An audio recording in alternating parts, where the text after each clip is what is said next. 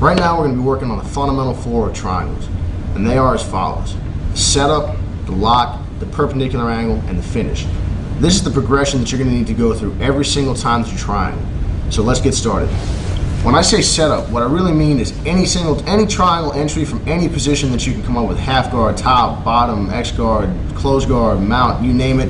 Whatever setup gets you to the initial one arm in and one arm out triangle threatened position, which you're going to see right now, right here. Anytime we have one arm in, one arm out, this is our setup.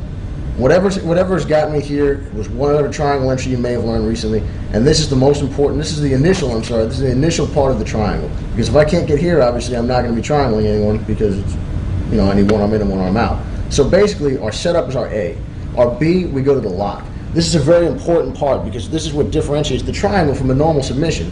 And a normal submission here, like an arm lock, for instance, this is good. This is great, but the fact of the matter is it's not stable. You can finish it and you can make it extremely tight, but if I were to just take my hands away, in a couple seconds, Jim is going to be out of here. No problem at all. The triangle is different, because even though, it's not advisable, you could conceptually just put your hands behind the back of your head, just chill out for a minute, and still have someone in pretty serious trouble. The idea here is, what we need to do is I need to lock I need to lock my ankle into the crook of my knee. So when we do this, there's going to be three different ways we're going to lock, but we're going to start with the orthodox lock in the moment. And that's going to be the leg that's over my opponent's head. My right, in this case, if I'm attacking his right arm, is going to come over top, dead across the neck. And now I'm going to place that ankle into the crook of my other knee.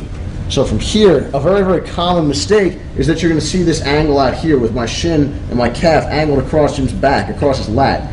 This is improper, and you're going to have a difficult time triangling a larger opponent. So what we really want to make sure we're doing here is we're going to make sure we're going to grab our own ankle, and we're going to lock it into the crook of the knee directly at a perpendicular angle to his head. So if his head and his neck, his spine is the 0 degrees, 90 degrees is going to be my calf or my shin. So as soon as we lock it in, this is what gives the triangle its trademark stability. This is what really gives us the position. So when we're here, our number one goal is to start out with our initial setup, and then we're going to go to this position here, the lock, the figure 4 position for the triangle. As soon as we figure 4, our next goal is going to be to move up to a perpendicular angle. The triangle is going to be a perpendicular position, because remember, when we're on the ground, we're either always top or bottom, parallel or perpendicular, in one of the 8 major positions. Everything that's not one of the 8 major positions is either a sub position or a scramble.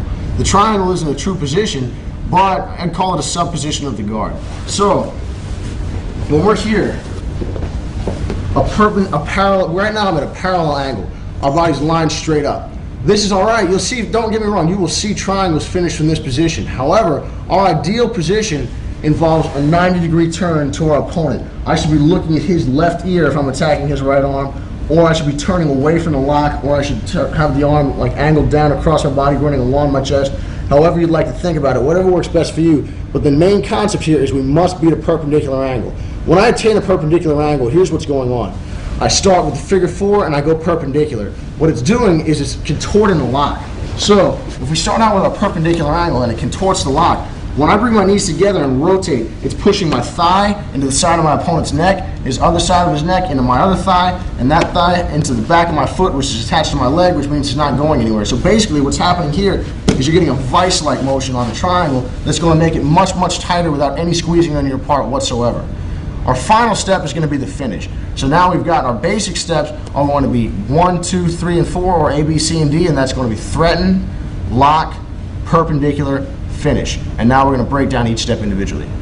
Once we've set up our triangle, locking is probably the most important part here. A very, very common problem is, dealing with an opponent, and a lot of times if you have shorter legs or your opponent's got a bigger upper body, it's going to be difficult to lock. A lot of people have this trouble, and the fact of the matter is it's nice to have longer legs and be a little bit more flexible with it, but it's also important to note this is not necessary. A lot of people use this as an excuse, and that's all it is. They're dead wrong. If you look at Mike Fowler, or many of Mario Hayes, Mike Fowler's legs are not that long at all, but good gracious, that guy's got an excellent triangle. Mario Hayes is about 5'6". His triangle is ridiculous. So it's really not a problem of short or long legs.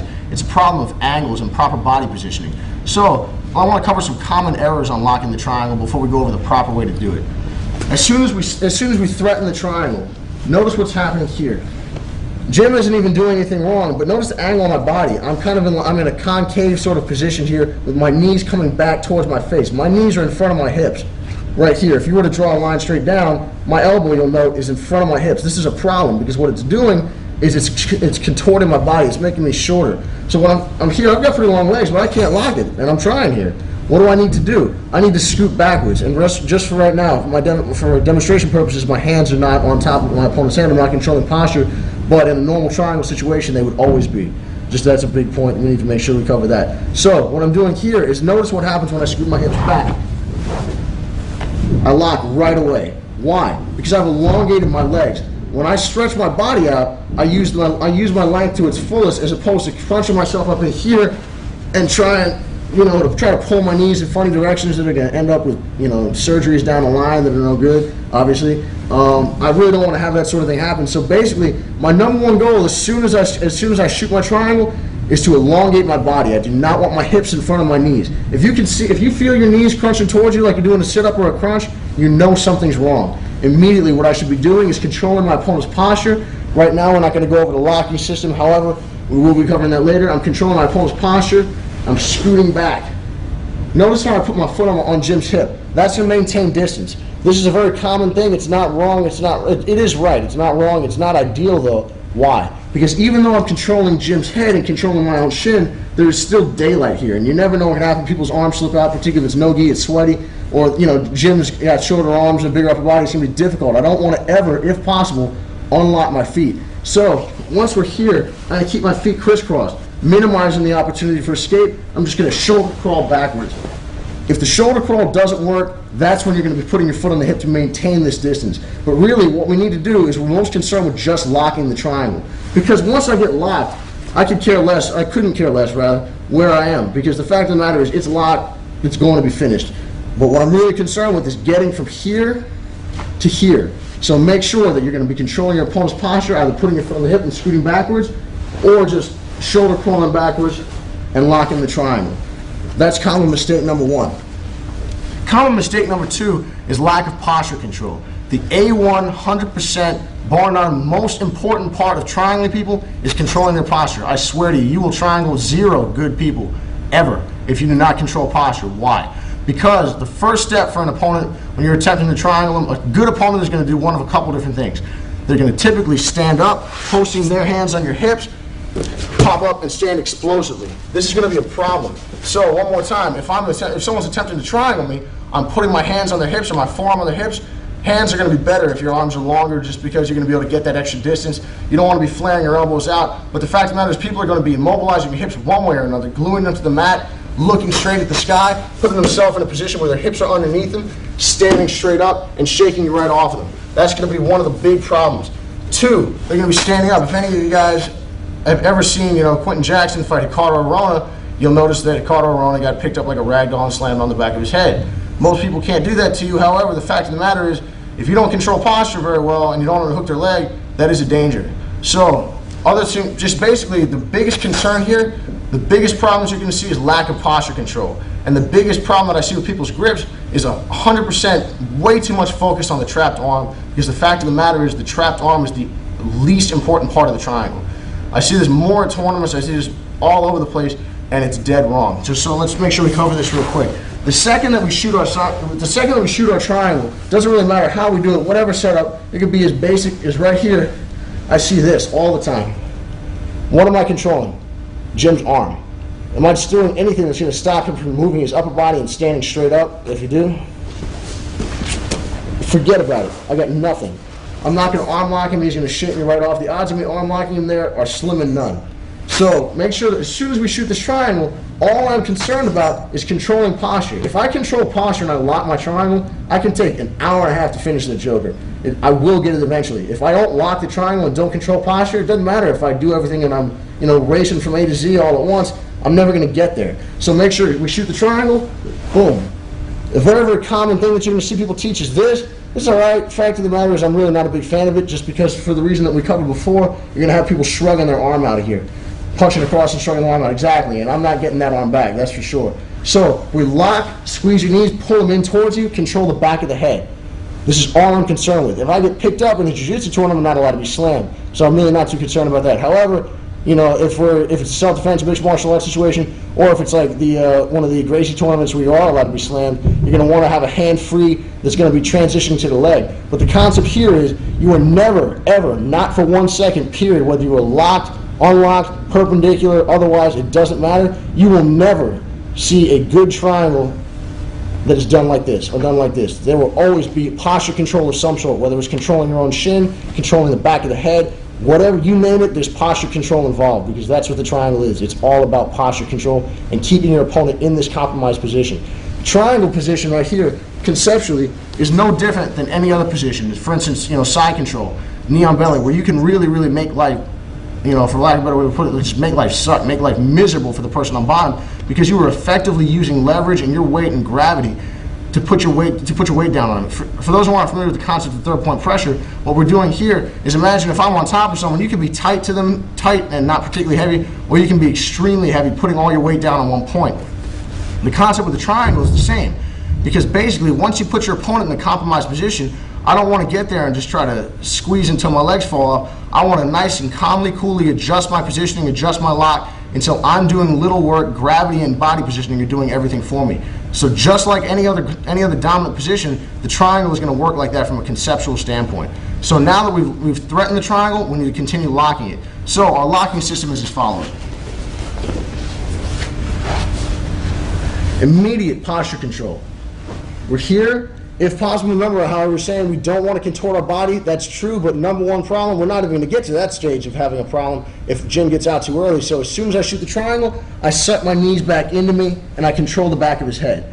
Now is when I start shoulder crawling, but I need to break his posture initially, because if Jim is up and I don't pull my knees into me, notice how my knees now duck below his collarbone. I'm going to have a difficult time because I'm pulling with the body. I'm pulling with my heels here, and I'm not very strong here.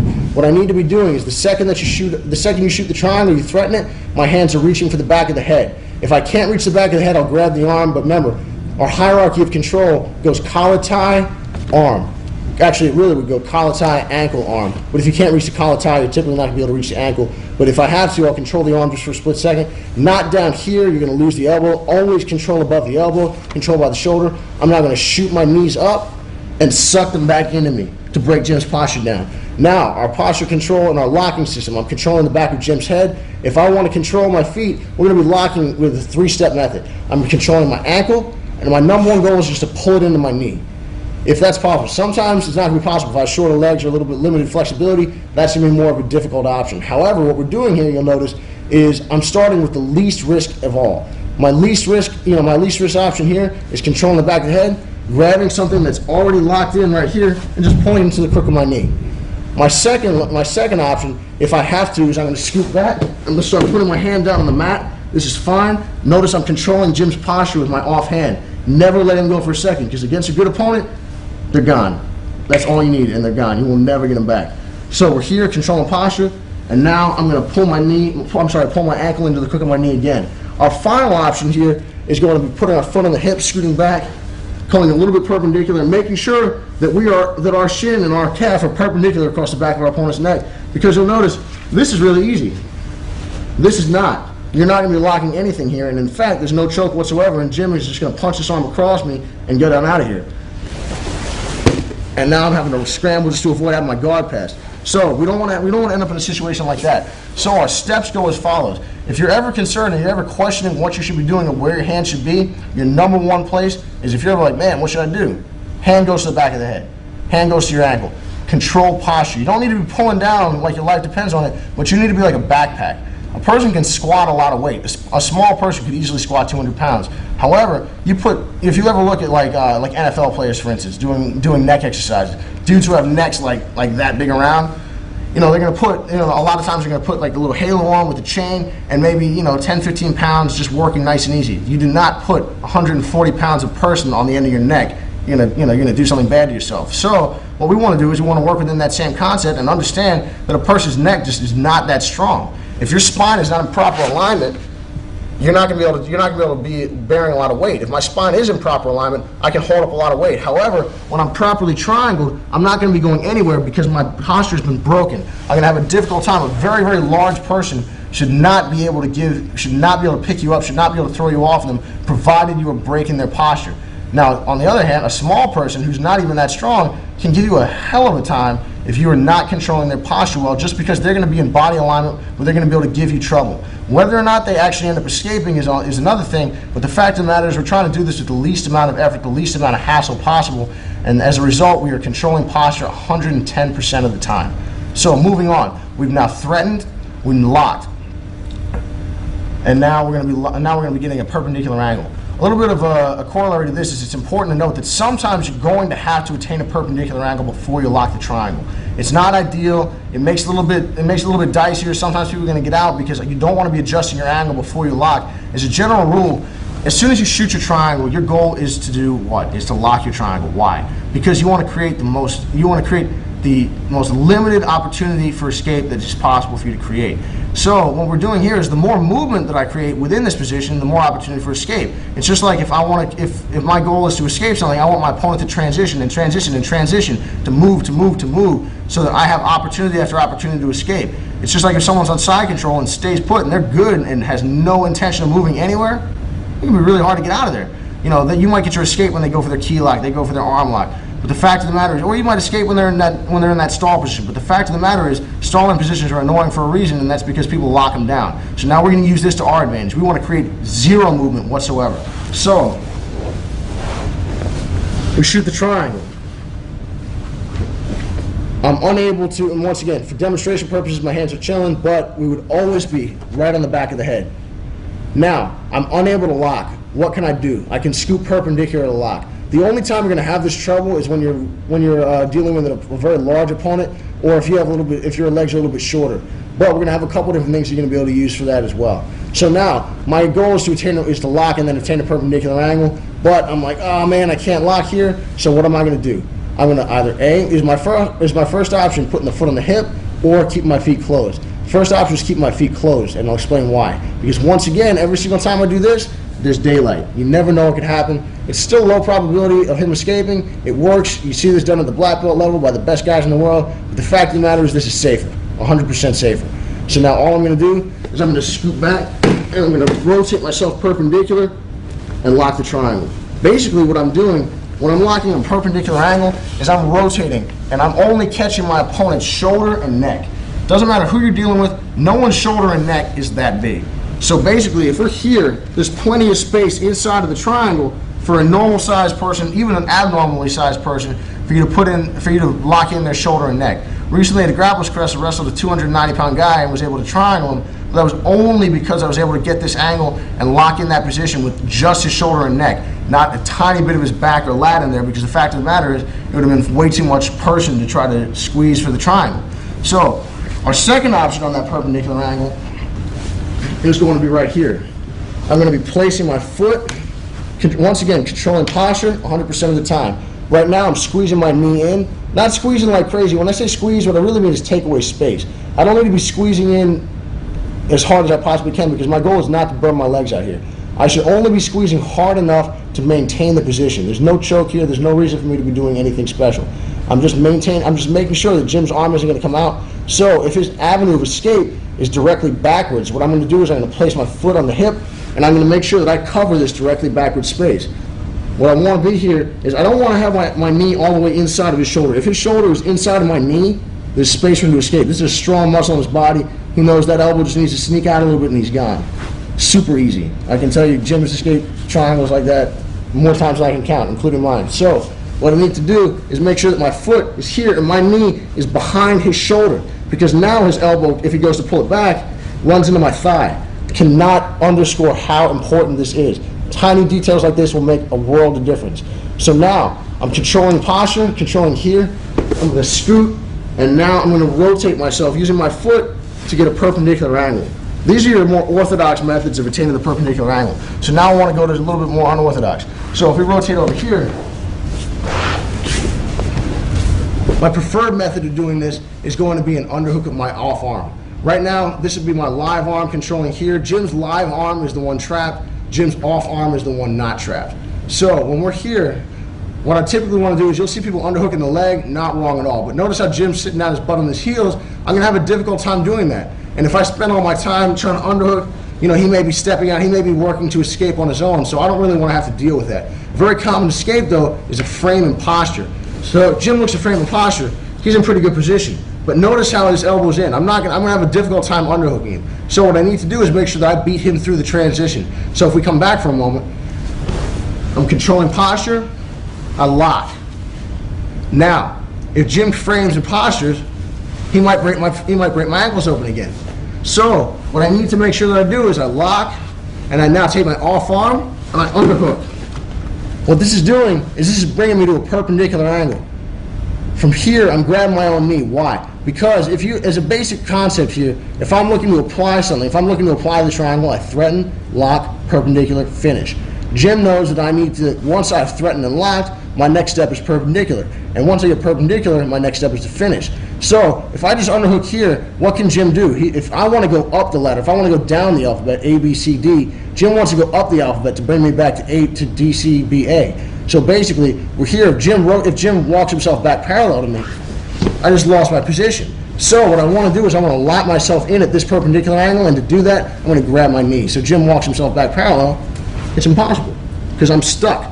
I mean, I'm not squeezing right now just so I don't choke him, but the idea here is I'm stuck at this perpendicular angle because I'm grabbing my own knee. The idea here is all I'm doing is I'm holding on, I'm locked on, I'm only holding on hard enough just to get the angle, just to maintain this position, but I'm not stuck at this angle, as opposed to here where Jim could walk himself back and retract his arm. And now I'm back in the situation where he's in a compromised but still defensible position. So when we're here, I lock, underhook. And we're right here. And you're just bringing your head in. And for the most part, you know, this hand can be doing whatever you like. It can be on the back of the head, it can be on your ankle. But the idea here is that we're locking ourselves into this perpendicular position that's going to be doing all the work for us. The fact of the matter is the only time that you should be squeezing, you know, like your life depends on it, is if someone yells 5 seconds, 10 seconds, and you're like, oh, I got to win right now, this very second. Because you may have 5, 6 matches, you know, you might be fighting someone good. You don't want to be burning your legs out. A very, very common thing that you'll see at lower levels is a person squeezing and squeezing and trying to finish a triangle when the other person is clearly in a defensible position. They find that little bit of daylight, you know, their carotid artery's not blocked off, and they end up burning their legs out, losing the triangle, and getting their guard passed. And that should really never happen to you, because you should not be tired when you're triangling your opponent. A proper triangle does not rely on squeezing your legs. It's just all it takes is a mild squeeze of the knees, mild knee pressure in, and it's all posture control and body angle. So when we're talking about body angle, we're not going to be talking about the finish, which is what we're going to cover right now. The proper way to finish the triangle. The old school method, the old school like 3 would be knees together, hips up, head down, pulling down on their head.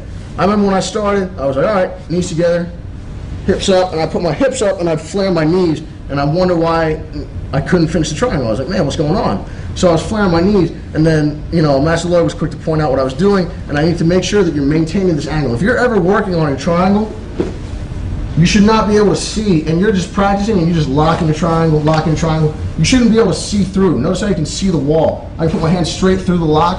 I shouldn't be able to do that. I should be staring at the logo on my knee here. Right now I'm looking at the triangle and I can't see through this space. I can't see my far foot. Here I can. It's chilling. It's not right. It's improper. Let me rephrase it. I mean, you'll still get people, but just conceptually, to get this down, just so you get the habit here, what I want to be doing is angling my knees in, pointing them together, squeezing. Because when I squeeze my knees together, I'm locking in the position and applying pressure on the shoulder and on the neck. So when we're talking about the finish, one more time. Shoot the triangle, control the posture, lock, underhook. And now all I'm going to do is I'm going to squeeze my knees, nice and easy, and apply pressure. So one more time from a different angle. We're going to go through the entire progression, which is, once again, threaten, lock, perpendicular, finish, in that order. The only time that you should be squeezing is once you're at a perpendicular angle. And once again, you're not even going to have to squeeze that hard. Just nice and easy, controlled pressure, pulling down on the head, you'll be good to go.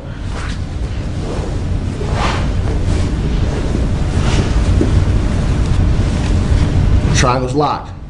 I can squeeze here. This works. This absolutely works. Pulling down the head, you will tap people, but it's not 100% efficient. So what I'm doing is I'm now underhooking. We're at a perpendicular angle, and nice and easy, squeezing together. All we're doing is right here, and I'm just hanging out.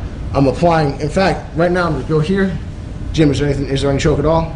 A little bit. Only a little bit, not really. But now I'm not squeezing any harder. But it's just the angle. All this is just the angle. If you're ever trying this out with your training partners, all you want to do, lock your figure four, lock your triangle. You know, there should be no pressure whatsoever. You have shorter legs. I mean, I've drilled triangles plenty of times with guys who are a little bit shorter, and sometimes when they lock the triangle, it feels like your head's about to pop off right away. But if you're like, you know, anywhere in like the, you know, 5'7" to an up range, and you lock a triangle on someone, for the most part, if you're not squeezing, they're not choking. So basically, all we're going to do is we're going to lock that triangle, rotate perpendicular. Don't even squeeze anymore. Just hold the position and see how long it takes to tap them. Nice and easy. And that was once again our progression, our 4-step progression of locking and finishing the triangle.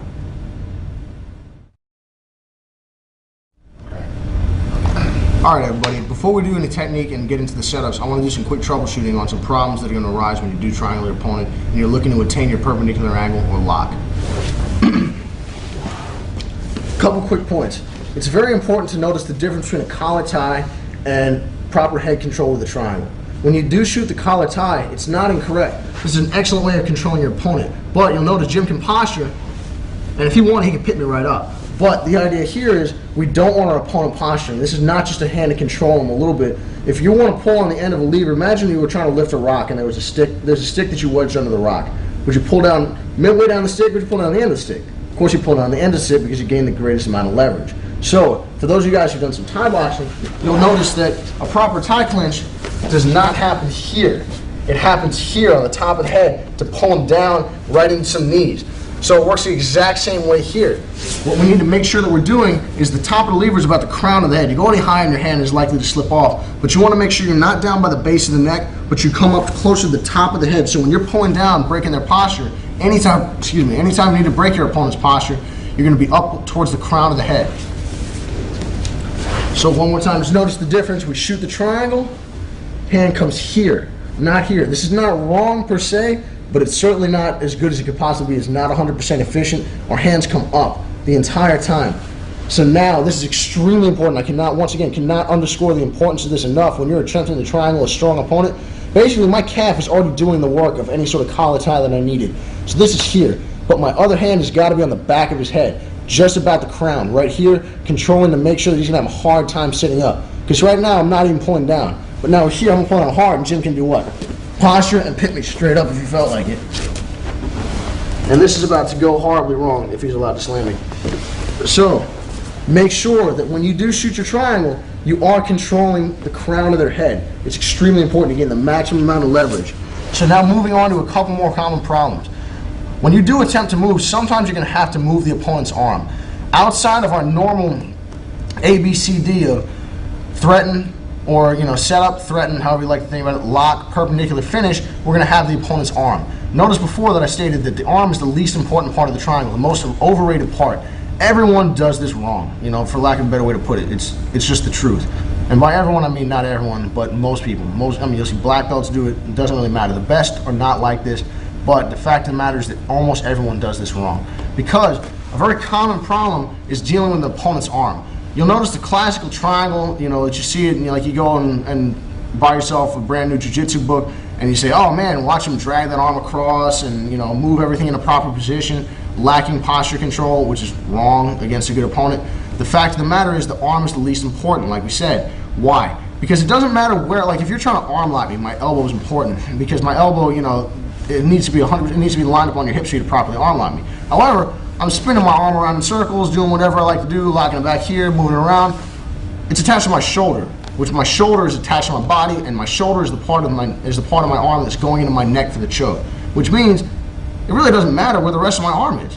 You'd love to have that arm dragged across, but the fact of the matter is it's not important and overrated, and it's going to be getting you into a lot of trouble if it's something that you fixate on. So the arm is going to be a little bit of an asterisk sort of thing that we have outside of the ABCD formula that you're only going to have to deal with in the event that you're having a problem along the way. If you can't continue with your progression for whatever reason, typically you're going to have to move your opponent's arm, and I want to explain how and why.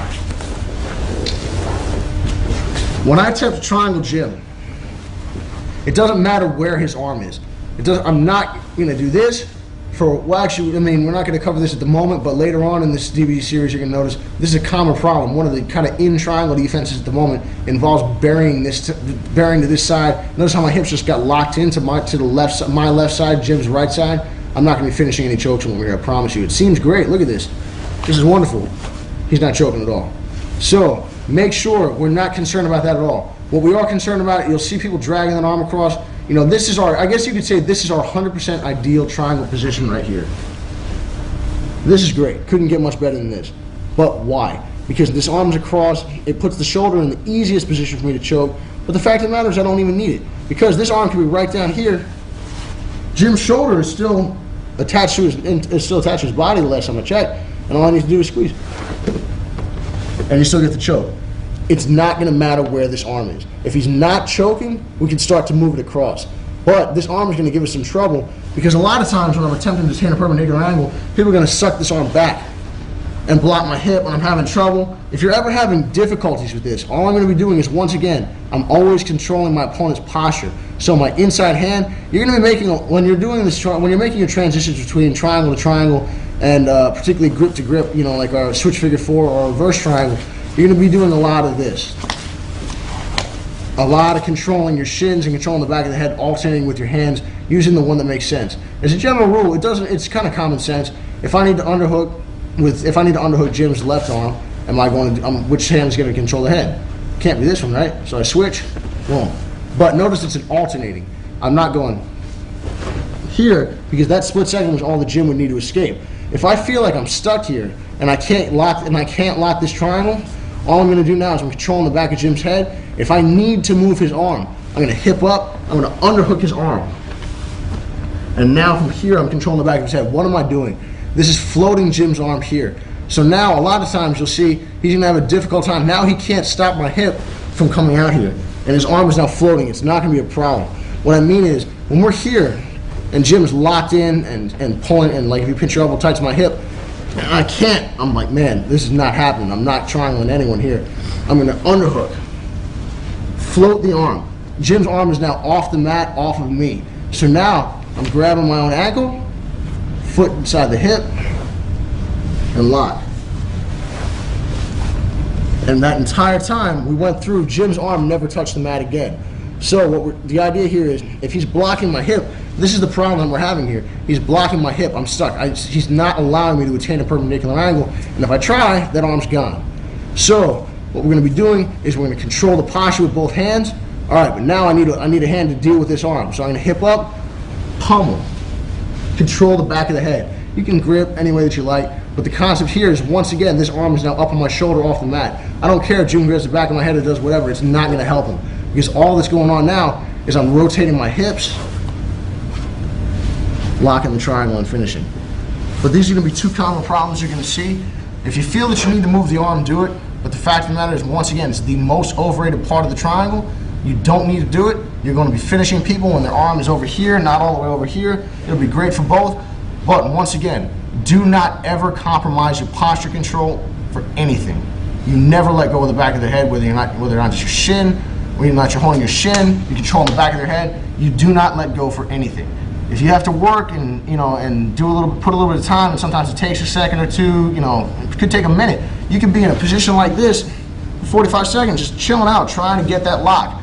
Do not rush. You're going to get them eventually. Remember, you're in the dominant position, and you want to milk this position for all it's worth. If you rush from A to D all at once, there's a very, very high probability against a good opponent it's just not going to work out.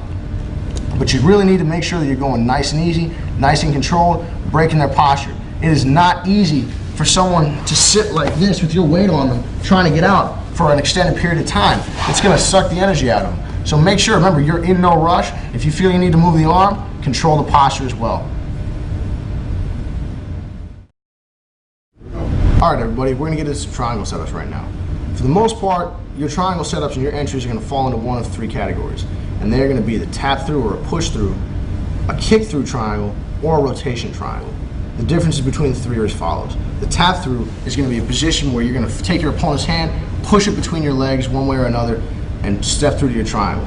A kick through is going to be different because you're going to be isolating your opponent's arm one way or another, bringing your leg through the gap in between that you created, and kicking through the triangle.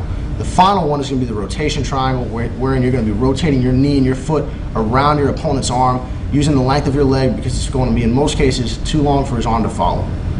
So let's get into some examples of each. A tap-through triangle is going to look like this. This is just one of many different examples of this. Here, where you tap your opponent's arm through, lock the triangle, and control the posture. One more time. I rock, move my hips, move my opponent. I tap, open, and close. Immediately sucking him into the triangle. Our second option is going to be a kick through, where I'm going to isolate my opponent's arm, control his posture, and kick my leg through for the triangle. You'll have seen this a lot. This is a very common one in NHB, because a lot of times your opponent's trying to hit you, you're controlling his arm, you're going to bring your foot through the gap that you've created and lock. Our final option is going to be a rotation triangle. And a very common place this is going to come from is a position called the rubber guard. So if I'm here, if I'm out on my hip, and I've locked up this position here, I bring my knee to me. The second that Jim tries to retain some posture, I'm going to rotate to my far hip, snap around, catch my foot. And that's going to be an example of the rotation triangle. So now that we've covered the three basic categories, let's get into some setups on the closed guard. All right, our first technique from the closed guard is going to be a basic push-pull triangle or tap-through triangle. To be honest, this one's really more feel-based than technique-based, but there are going to be a couple different small pointers here that are going to be able to help you out a little bit. Let's get started. When I'm in my closed guard, it's very important that I constantly keep my opponent's posture broken and his base off. Because you'll notice right now Jim is in good posture. I'm going to have a difficult time shooting the triangle, because even if I were to be successful, notice how far away he is. Once again, as you notice, his collarbone is above my knee. His shoulders are above my knee. I mean, I'm going to have a difficult time, unless he just decides to push into me for no apparent reason, which you'll never see Jim do. I'm not going to be triangling, because right now I'm going to have a difficult time. I'm going to have to chase after him. So what I want to be doing is making sure that I'm breaking his posture. The push-pull triangle is going to be great for gi, no-gi, and mixed martial arts, because you're always controlling your opponent's wrist. You're keeping his posture down. You're making it difficult for him to stand up and, to open your guard and pass. And if it's a fight, he's going to have a difficult time hitting you, mostly because you've got his wrist. Quick point on that. Watch for this one. You don't want to get elbowed in the mouth, because if you sit forward and Jim pops an elbow, that's going to be a problem that happens. But once again, that kind of goes beyond the scope of what we're working with today. So basically, when we're here, I'm controlling Jim's wrist. Right now, I'm going to have my kind of like an alligator or a C grip. Just my thumb and my four fingers. My hands are going to be, the opening is going to be to the inside, because what I want to be able to do, if I'm gripping here, I'm not as strong as if I'm gripping here. It's easy for me to push straight forward. It's difficult for me to push out. So what we're going to be doing is controlling posture. You're going to be working from here with either this double wrist grip, or alternatively right here, controlling the posture as well. If you're dealing with an opponent that is a little bit more wild, I would recommend the latter grip right here, controlling the back of his head, because the fact of the matter is you lose a little bit of your element of surprise, mostly because it's more difficult for you to jump over this arm because it's not available, it's not in control of you. Jim kind of knows what I'm up to, but if my timing is good enough and my posture control is good enough, it's probably not going to matter. So we're here, we're either controlling the wrist, or we're controlling the wrist in the back of the head. But notice right here, whenever I'm doing this triangle and I work away from it for some time, and I stop training this particular setup, and I come back to it, a lot of times I'm like, oh, it's not working, oh, it's not working. And I wonder why, and I get frustrated for a minute, and then you kind of remember the details that come back to you. So basically what I need to make sure that I'm doing is my knees and my feet have got to be working for me. I can't just expect it from a static position, shoot a triangle, and land it a high percentage of the time against a quality opponent. What I need to be doing is rocking, back, forward, feet move, open, shoot through. Once again, for demonstration purposes, my hands are not right on the back of the head, but notice the second that, if we go through that again, we're working back and forth, controlling the back of the head. The knees immediately came in, we'll be locking, scooting, finishing. But the idea here is, it's important because I want to make sure that I'm pulling my opponent off base. I need to shoot this triangle at a time when my opponent is slightly off base, a little bit off balance if possible, and hopefully coming into me. Because if I can pull him into me and push his arm back at the same time, I'm going to get an exaggerated effect on the amount that I'm going to be able to move his arm. Because if I'm just trying to push an opponent's arm, he's stronger than me, I'm going to have a difficult time just trying to manhandle his wrist around. But if you can constantly keep their upper body in motion, that's where the timing is going to come in. And to be honest, it's a little bit random. It's oftentimes you're just going to be working, and then bam, it's just going to shoot right through. And it's almost as if you can plan it to a certain degree. And sometimes when you're going to have an opponent leaning his elbow on you, doing certain things wrong. But for the most part, against a quality opponent, it's going to be sort of you feel it more than anything else, more than a specific controlled setup. It's going to be a feel and timing based move. So one more time, working back, forth, side, create angles, always using our calves to climb up our opponent's back. So we're here, moving, tap. Try to pull him into me with my legs, and I'm tapping through. You'll notice that when I do pull Jim towards me, I'm not pulling him towards me when he's in posture. Because if we're here, if Jim puts his hand on my chest, pulling him towards me not going to do a whole lot of good. But if I can control both of his wrists, when I pull him towards me, I can lift his wrists off of me, making it difficult for him to prevent himself from falling over. You get the added bonus on this one of often having the guy come crashing into you, which means he's not going anywhere. He's not going to be picking you up. He's not going to be slamming you. And for the most part, he's not getting out of your triangle. So that was our basic push-pull triangle, or tap-through triangle. And now I want to go over a couple common occurrences here that are going to also, you're going to be able to catch lower level opponents. Because a lot of this is also going to be a trigger setup. Because a lot of times you're going to be working this against a better opponent, and it's going to be that more random, that timing-based sort of thing. However, on a lower level opponent, maybe white, blue belt sort of thing, a lot of times you're going to get guys who are just flat out doing things wrong. Like if Jim starts digging this elbow into my thigh to try to open my guard, this is a trigger. Someone does this to you, they should be triangled 100% of the time, whether it's them pushing their hand, their elbow, I don't care what it is. Unless they're really, really good and they're baiting you, they should be done. So we're here, this is a trigger point. Why? Because why is this inadvisable in the first place? Jim is putting pressure down on a controlled, a consolidated point, his elbow or his hand, one or the other. And now if I move my arm, I move my leg, his hand falls for a split second. So if we come back, all I need to do is time that and tap right over the triangle. So that's going to be one of your trigger points.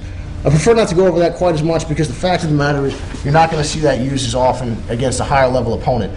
But it's still going to be there and in a self-defense situation or mixed martial arts situation or against a grappling opponent who's not quite as high level, it's always there. So remember, you need trigger points in your techniques, and if someone is pushing down on your thigh or you're pushing down your thigh with their elbow or hand, forearm, whatever you name it, it's only a matter of time and you're going to get them. All right, everybody, let's move on to our next setup, which is going to be the kick-through triangle from the closed guard. There'll be a lot of different variations to this move and a lot of different grips. Well, let's go over a couple right now. When I'm attempting to kick through on my opponent, and when I'm attempting to set up a kick-through triangle on my opponent, in most cases I'm going to need to lock down one side and lock down the other side, although in different fashions. When we're here, my two basic grips that I'm going to be using are going to be an overhook and a collar tie. I prefer the collar tie just because my legs are a little bit longer and I like to have the added mobility and the added opportunities to transition to other triangular techniques. But like a very, very common, particularly if you have shorter legs, that overhook is vicious. It's going to be an excellent method of control. My problem is I just feel a little bit locked in by it. So when we'll start with the overhook.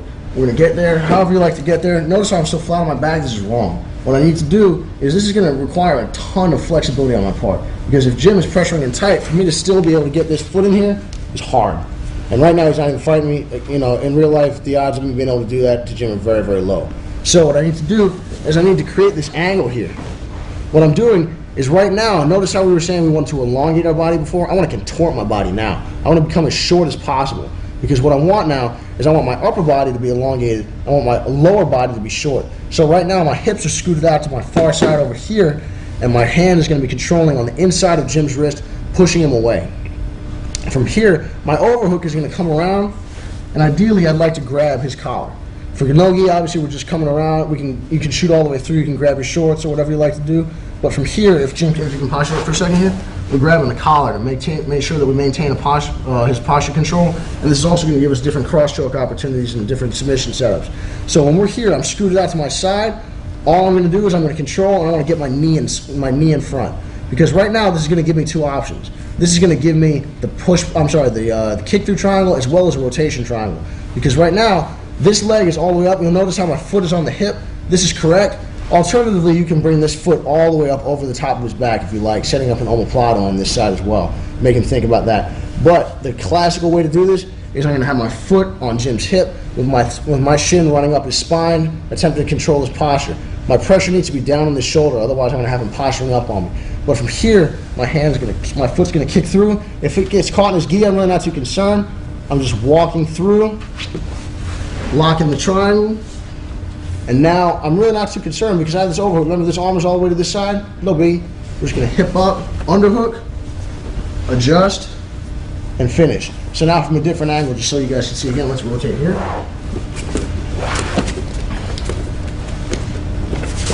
With a closed guard. Once again, I have this overhook. From the same side too. We're here, I'm controlling. Forcing out. Bringing my foot up here. Once again, I prefer to bring my foot all the way up and over, but it's not necessary. This foot's going to be back here, whatever you feel is best for you. But right now, this, as they're saying, this is going to give us a a kick through as well as a rotation triangle. If all I can get in is my knee, that's fine. Because right now, you'll notice I'm on my right hip. What I'm going to do is I'm going to rotate to my left hip. If I feel like my legs are too long or I lack the flexibility to bring my foot all the way inside and through, I'm just going to control here. I'm going to rotate and snap around all the way to the triangle. One more time, square on. Scoot out. Overhook. Control. Knee comes inside.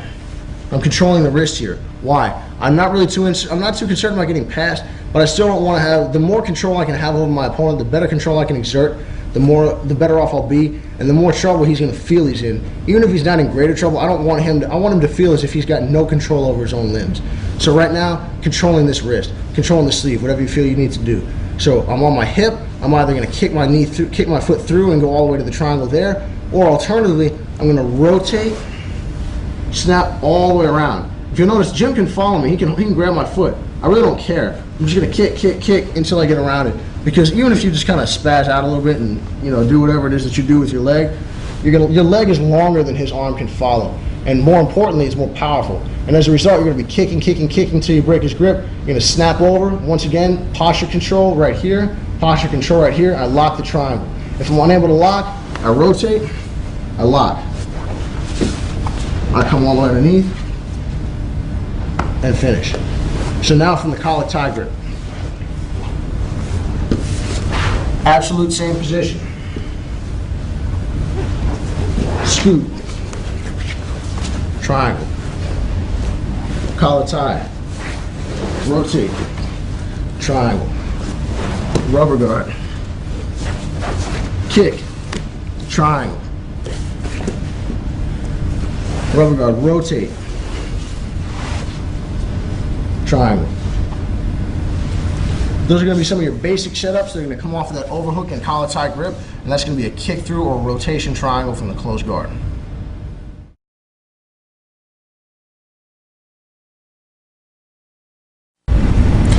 Alright guys, so now we're going to work on some triangles from the top. Basically, the triangle can really be hit from almost any position imaginable. Scrambles, all the main positions, you name it, you can catch a triangle from just about anywhere. The key to catching a triangle from the top is really positional domination, and a triangle attack from the top is excellent, and it's often going to be used against a larger opponent because in certain cases, imagine you're in your closed guard and you're dealing with someone who happens to be 6'5". Like, imagine trying to triangle someone as tall as Roger Gracie. Forget about it. It's going to be extremely difficult to break a good opponent's posture when they have that sort of limb length and that sort of height. So, if you can put them on their back, what you're going to be able to do is you're going to be able to take away the advantage that they have in height and jump right into the triangle. And let's start with some knee on belly attacks. There are going to be a number of different ways that we can enter the triangle from knee on belly. And let's start with the proper way to get to knee on belly. If Jim is on his side, on his back, and I'm on his side, first thing we're going to do is we have to properly enter the position.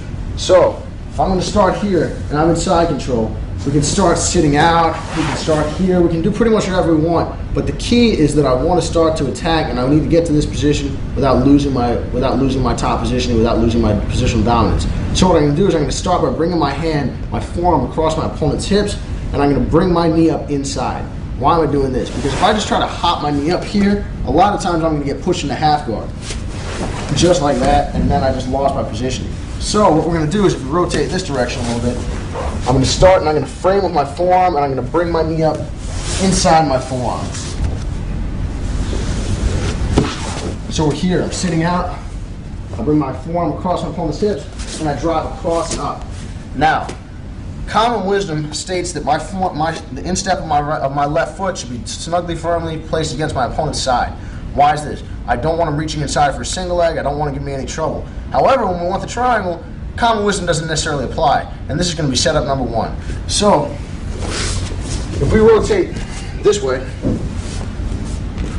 what I'm going to do is I'm going to leave some space here. I want my opponent, in a normal situation when I'm just trying to maintain knee on belly position, I don't want to do this, and Jim's going to show you why. He's going to reach inside, come up for the single leg, and put me right down on my butt. And I just went from great position to garbage. But in this particular case, because I know what he's going to do, I can easily transition to the triangle before he has the opportunity to put me down. So, all I'm going to do is I'm going to start by coming underneath my opponent's head, and I'm going to come underneath his forearm. I don't necessarily have to come underneath the forearm, although an underhook is typically the sort of upper body tie that we're looking for here. What I really don't want to happen is I don't want my opponent to connect his hands. If Jim connects his hands, I'm going to have some problems here. But if we're starting out, all I want this hand to reach right through. The second it does, I'm rotating my right foot across my opponent's body here as I slide my leg underneath his head, catch, and lock the triangle. From another angle,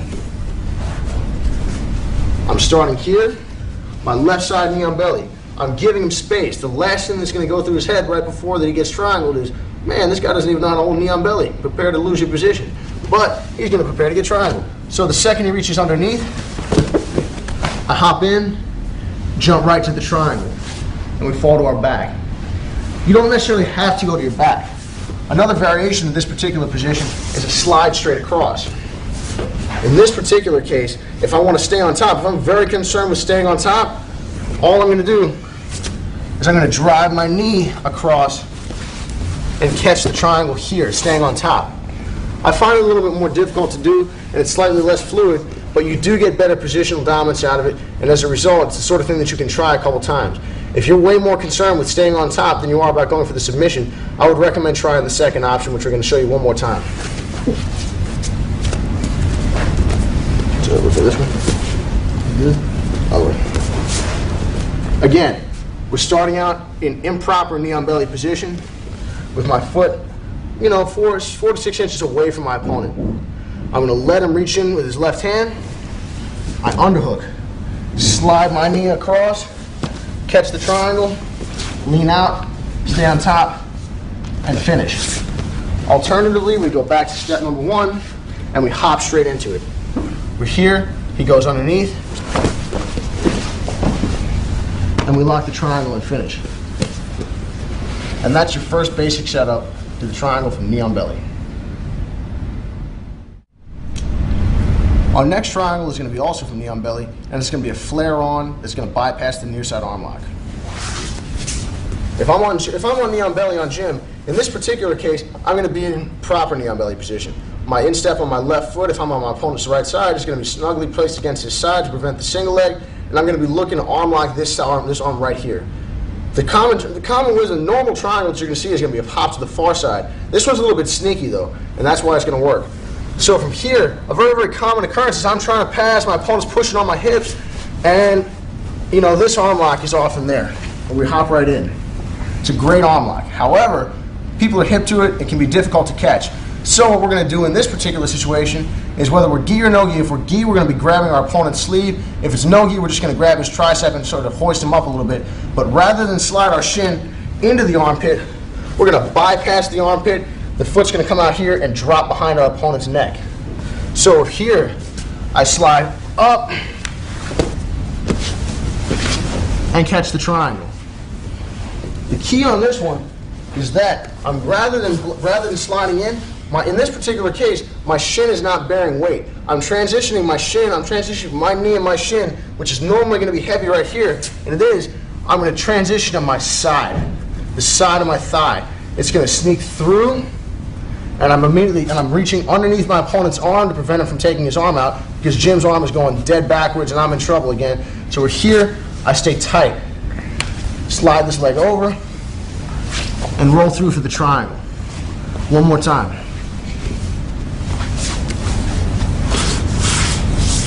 In this particular case, I'm really not too concerned about in this particular case, we're really not too concerned about telegraphing our intent. Because we can spin to the far side, you're in dominant position, telegraphing your intent is not quite as important because you're in the better position. There's no good question. I can move Jim's arms where I'd like because I'm on top for the most part. So when we're here, our normal arm lock is going to be a slide right in. But in this particular case, we're going to slide past it. Sometimes you kick your friend in the face, and you don't mean to, but other times you might. But the key on this one is that we're going to make sure that the motion, we slide straight through. So if we're here, we're pulling up on the arm, sliding through. It's important that you're going to drive your knee, because I don't want my foot to get caught. If you have like size 16, like Shaq feet, it might be a little bit difficult to do this one because you're going to catch on your opponent's gi, you're going to catch on your opponent's armpit. But the key on this one here, with knee on belly, is I'm sliding my knee outwards as I go to my thigh. So rather than going here and getting my foot caught in my opponent's armpit, I'm going to slide my knee out as if I'm trying to knee across his chest, right across his collarbone, and I'm going to catch, immediately constricting with my heel and the top of my right thigh. Why am I using my right thigh? My right thigh in this case is going to corral behind my opponent's arm, and it needs to counteract the force that he's going to be applying, attempting to withdraw his arm. Because we have to understand, the same motion that's going to defend the arm lock, pulling this arm back in, is also going to make the triangle difficult to get. So we need to make sure we dominate that near side arm. One last time.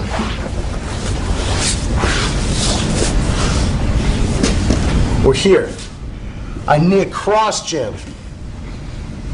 to catch here, my right thigh, knees up, and I lock the triangle, coming perpendicular to finish. And that's the flare-on triangle from the knee on belly to the near side. All right, everybody, our next triangle is also going to be for knee on belly, and it's going to be a different kind of bait setup. In this particular case, we're going to be baiting them with our outside, our pontoon leg, rather than our knee on belly leg. This one's going to rely a lot more on pressure, and actually you're going to be able to use this one. You can bait your opponent here, or you can just force them to it, and we're going to go over both variations. So if I'm on my opponent's left side, knee on belly, my right leg is going to be pontooned out. If I'm my opponent's right side, my left leg is going to be pontooned out. In this particular case, we're going to go to our second variation, knee on belly, because as a general rule, you can be in one of two places. You can be dead across the hip for maximum control, or you can be angled towards the sternum, towards the solar plexus, to make life as miserable as possible for the person on bottom, which is typically a pretty good idea. So that's what we're going to shoot for in this case. Now here, what we're also going to be doing is, in order to create as much pressure as possible, I need to control my opponent's body and the back of their head. If their back of their head is off the mat, I also get the peripheral benefit of them having limited mobility. It's very difficult for them to bridge and shrimp when I'm holding the back of their head. Now, it's important to note that when I say the back of the head, I truly mean the back of the head, up by the crown. You're going to get the maximum amount of leverage there, because imagine you're trying to move a rock and you're using a 2x4 and you stick that 2x4 into there. You're not going to pull down here, you're going to pull down on the end of the lever, giving you the maximum amount of force. So the neck and the head work the exact same way. I'm not going to go behind the head here like a collar tie. I'm going to come up to the base, as far from the base as I can, within reason, without losing control, up by the crown of the head, and I'm going to control there. I'm going to pull up, which is going to increase the pressure on the knee. My offhand here, I'm just going to check the hip and I'm going to control to make sure I'm not getting kneed and not getting moved or anything. I don't want to get bumped off of my position. Alternatively, if I'm really confident with this setup, I can actually go to a tie clinch grip right here and step up and create a ton of pressure on him. But the downside of this is that I lose control of my opponent's forearm, and my timing has got to be spot on, because if I'm off a little bit, I'm not going to be able to control this arm well enough to get the triangle. All right, so my left foot is going to be firmly placed against the side. My instep right here is going to be firmly placed against my opponent's side or rib cage. My knee is going to be angled towards the sternum. My right foot is going to be pontooned out. Typically, we'd be out here, out of reach, in perfect base. Here, though, we're just going to bait him, and we're going to make life as miserable as possible. We're coming to the back of our opponent's neck. I'm going to step this foot in, and so I'm going to say, fine, put that arm in, come and sweep me. Boom. We immediately hop over to the triangle, lock it up, and finish. Again, in this particular case, it doesn't matter whether or not, just like the first setup, where we baited the arm in here with the single leg, we're going to bait the sweep, we're going to bait the reversal. And either way, whether Jim puts his hand through here or under here, he's still one arm in and one arm out, which is all that we need for the triangle. So, again, control, back of the head and hip, pressure down, I slide under, corral with my left knee, control, and I lock to stay on top. If I'm not as concerned with staying on top, I can roll through, but there's really no reason to lose your top position, because you're going to be able to transition to the far side arm lock, or if all things go wrong, flare off, as we'll demonstrate in a second. One more time with the bait. Boom. I step up, I create pressure. Jim underhooks. Go to my triangle. Things aren't working out, we go to the arm lock, or if things really don't work out, step all the way over the head, flare off the side control on the far side. Now, alternatively, we can just bulldog, you can kind of bully our opponent into this one. Because in certain cases, a lot of times, if they're stubborn enough and they know enough not to reach under your leg, you can just do like a little two-step and hop right over their hand anyway. Just like this. Now, if Jim is being smart and he doesn't want to move this arm anywhere and he's not trying to underhook me, he's just trying to push on my hips, that's fine. I'm just going to step my foot inside and then hop to the triangle anyway.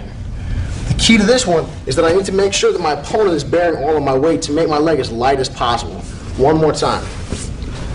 Regardless of what my opponent is doing with his inside, his knee or arm here, all I'm going to do is I'm going to step my right leg, in this case my outside leg, inside and underneath the head. It's very important that once my foot does step through, I jam the crook of my knee all the way into the side of his neck. It's got to be flush against the side of his neck to make sure that I can lock the triangle as soon as I get over there. So over here, I create the pressure. I'm going to step inside, hop. From here, I've got the arm lock.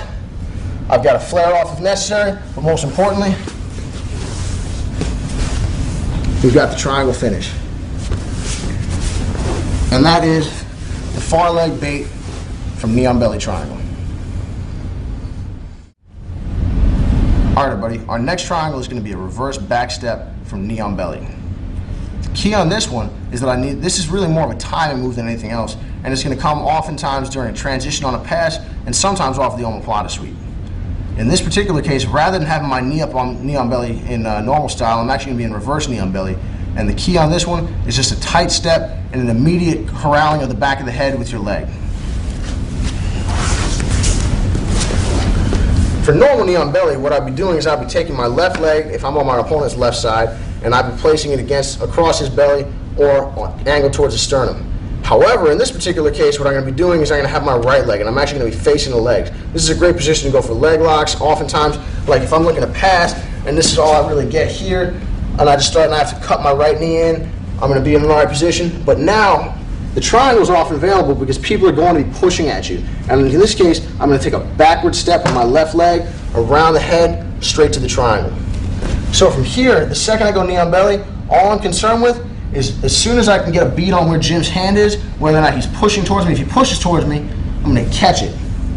And I'm going to bring my foot underneath, dropping. Notice how I'm immediately sitting onto my opponent. I want to make him carry my weight. Another reason that I'm sitting here is it's going to give me the omoplata if I miss. But I'm going to catch, I'm going to come behind Jim's head, catch here with the back of my knee and the top of my thigh, and lock the triangle. Alternatively, if I miss this one, the great thing about sitting up on top of your opponent is if Jim comes up with me and I miss, we immediately come up to the omoplata, which is important because I can sweep right back. So again, I'm here, I'm passing my opponent's guard, this is all I get. I sit and I catch right here with the top of my thigh. This is a very important skill to have. You can use this from the top and the bottom, but if I just try to fall like this, the odds of me getting the triangle are slim, and I don't have anything on the omoplata. There's no weight on my opponent, there's no control on this arm. I need to make sure that I catch with this knee right here. And I'm going to be leaning towards the arm. I can lock up a switch figure 4, adjust and fix my triangle, or if I miss, as we said before, go to the omoplata. So let's go one more to the omoplata and one more to the triangle. Reverse knee on belly. Boom, I'm looking at his feet. I can see what I like to do. I can start to threaten the toe hold. Whatever you feel is going to get this reaction out of your opponent because I need this arm. The second that Jim pushes towards me, I catch his arm, corral his head. My foot comes to my knee. I need to try to create as little space here as possible. I want to suck all the space away. So now, if things go right and Jim comes up with me, he comes up into the switch figure 4 triangle. If things go wrong, we come up into the omoplata, boom. And now, this is going to be a very similar position. If Jim rolls out of the omoplata, I can back step to the triangle. So again, that was your back step from reverse knee on belly to the triangle, and the keys on that one were controlling the near side arm and corralling the head with your knee. Always trying to catch the back of the head with your knee. You don't need your hands to control posture, but given the fact that a lot of times you're going to be coming up and your opponent's going to be rolling with you on this one, you're going to want to control posture. And as you come up, the fact that your foot is coming to your knee before you rotate to this switch figure 4 triangle, it's going to be enough to control this posture and give you the time that you need to lock your figure 4 and adjust for the finish. All right, guys, here's another option from knee on belly. In this particular case, similar to our first option, our opponent's going to reach inside. Only this time, he's going to force me to come off in the north-south, although I'm still going to have a knee up on him. In my knee up position, I'm going to step my pontoon leg out. It's going to shoot through for the kick through triangle. All right, so again, I'm knee on belly on my opponent's left side. I put my foot up, my knee is up, but Jim is going to bring his left hand underneath. Before he's able to lock, I'm forced to come out to this up to this parallel angle here. Now, in a normal situation, we could be looking for this arm lock if we can get control. We could be going Kimura. But remember, we're looking for the triangle here. So now all I'm going to do is I'm going to control his pants and control his wrist, step through, and catch the triangle. So, from another angle, let's rotate this way. All right, guys, from another angle. As soon as Jim reaches underneath, I spin myself parallel. Now from here, I'm going to take my right hand to Jim's right leg. If he's got pants, if he's wearing gi pants, it's going to be very easy. If he's not wearing gi pants, all I need to do is tap the leg. But from here, my left hand is going to come outside and it's going to control Jim's left wrist. Because again, I need to maintain some sort of control over the arm I'm attacking. The good thing about this is because of the versatility of this position, Jim still has to respect his right arm. He still has to understand that the Kimura, the arm lock, all these things here are dangerous, and as a result, he can't exclusively defend the triangle. So now, all I'm going to do is I'm going to step. I'm going to take a 360-degree spin, or I'm sorry, 180-degree spin, and I'm going to step this foot to here as I rotate my body. So as soon as Jim comes underneath, I post, I scoot. I control the pants leg, I step, and now again, corral the back of the head, and we come through to the switch figure 4 position.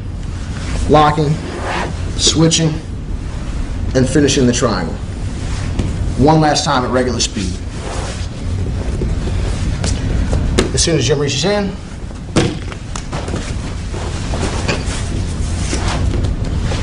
we lock the triangle and finish. And that's a variation of the defense to the single leg pickup from knee on belly. All right, guys, our next option here is going to be a very common thing that you're going to be able to use when your opponent attempts to sit up around your leg. If Jim is standing for a second, it's very, very common. A good opponent is very, very, very rarely going to let someone stand over them like this. They're going to get their grips, they'll do whatever. Whether if it's no gi for the most part, you're going to see people sitting up around the leg. Whether it's here or here with the shin in, they're going to be sitting tight around your leg. We're going to deal with the first option right now. There are many sweeps in there. It's going to start the X guard, it's going to start their half guard, and as a result, it's something that you don't want to hang out in. However, it's an excellent opportunity for the triangle. If you guys have ever watched Jeff Glover over the past couple years compete, this is like a Jeff Glover special. This one's worked great, and I've been able to hit this in competition a couple times as well. So if we switch our positions, I'm standing over Jim looking to pass. The second that he sits up around my leg, I'm going to rotate this foot, I'm going to lean into Jim, I'm going to rotate this foot out and around him, and I'm going to hop. Not backwards, because if I hop backwards into the flying triangle, a lot of times it's not going to control Jim's posture, and as a result, he's going to be able to shake out. So what I'm going to do is I'm going to take him to where he has no base, which is directly behind him. Hopping straight into the triangle. So, at regular speed, here's what it looks like. Jim sits up. Lock the reverse triangle, and finish. So now let's break it down piece by piece. It's important that this one is really going to take a little bit of practice, but the key on this one is that you have to have the base required to not be rocked the second your opponent sits up around your leg. So if I'm standing here, I need to be able to lean in, adjust my opponent's posture. I can't lean back or Jim's going to do what? Just sit right up on my leg and pick my leg up. I'm not flying triangling anything from here. I'm probably going to get taken down for 2 points. So I'm going to lean in and start to put pressure into him. When I take pressure off of my foot, it's going to transfer to my knee. So the heavier I can make my knee, the more I can push Jim backward, the easier it's going to be for me to step this foot around. And now I'm going to hop with my left leg straight over. However, it's important that I don't just try to hop straight over, because if this leg here, if we rotate here, if my right leg in this case, after we stepped it out, we went one, boom. If my right leg doesn't catch, I'm not going to be able to catch this triangle line, because Jim's just going to let me go by him, and I'm going to miss. So what I actually want to be doing is I'm going to lean in, step my foot around, and now I'm going to angle my body this way, hop to a reverse triangle, and finish. So, one last time, the key points on this one are, I control, I lean in, I step my foot out, I angle my body, and I hop. My left leg now snaps over, directly into the reverse triangle, and we finish. And that's going to be the flying triangle from when your opponent attempts to sit up around your leg. This next triangle is going to be another variation of the reverse spin from knee on belly, only it's going to start from a guard pass. In this particular case, my opponent's going to sit up around my leg, and I'm going to rotate my foot out and look to back step to the triangle. From here, once again, I'm controlling my opponent, leaning in, creating some pressure on his chest, preventing him from sitting up for the single leg, and I'm going to step my right foot out from between his feet. Boom. As soon as I can now, my goal is to put Jim as close to his back as possible before I attempt to spin backwards. Now, with my left hand, I'm going to be reaching between my feet, and I'm going to be catching his wrist. So from here, I'm leaning backwards, stepping around, corralling the head, and going to the reverse triangle. From another angle, I'm leaning in, step. I'm now going to hip in with my right hip to put him as close to his back as possible, and I step, one, and corral his head. Extremely important again. This is not a step here. There's nothing here for me. I'm going to lose this triangle. I need to be corralling the back of my opponent's head. That way I can choose to stay on top. I have base with my left leg. I can stay up here if I like. I can rotate all the way around to the arm lock. If I miss it, I've got the omoplata. If I really miss it, I've got the flare. And we can still look, take our opponent's back here, step over, just recover for side control. But the key in this particular case is that the back step is not a step and fall on my butt. It's a back step to base, where I'm using the top of my off leg, my left in this case, to corral my opponent's head. One last time. I'm leaning in, step, hip, catch, corral. We'll lock the triangle from here. Alternatively, if you don't really feel like going to the triangle, this doesn't have to be a little guy move only.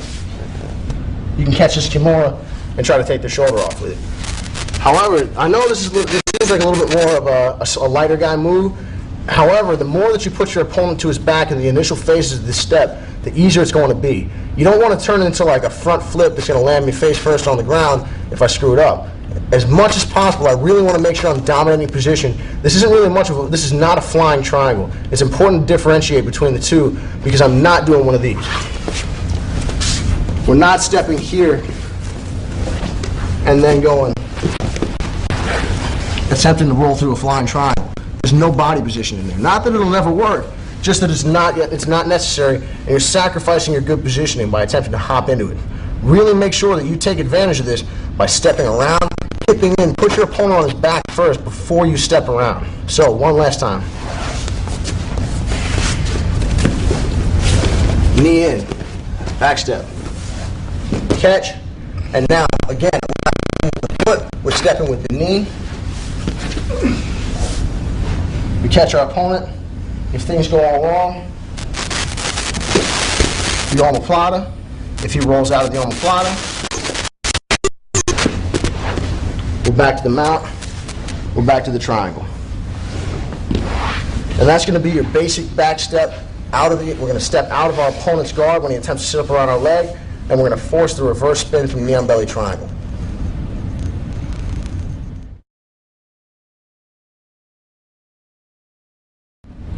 Alright guys, our next couple triangle setups are going to come from the mount.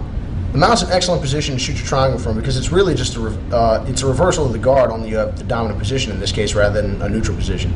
The big bonuses here are the many attacks that you have, and you can use the key lock, the kimura, wrist locks, cross chokes, you name it. You can use just about anything the same way that you can in the closed guard to set up your triangles.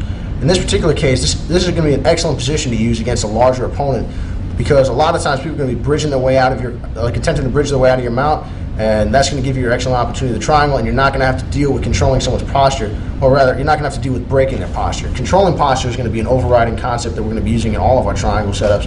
However, you're not going to have to worry about breaking posture of someone bigger and stronger than you the same way that you would as if you were in the closed guard or in a bottom scenario.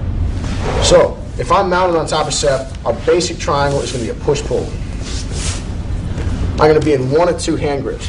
I'm either going to be double on the wrist, or I'm going to be one behind the wrist, or one on the wrist and one behind the head. To be honest, I prefer the second. I prefer the latter because it's going to give you a better opportunity to step your leg over underneath their head.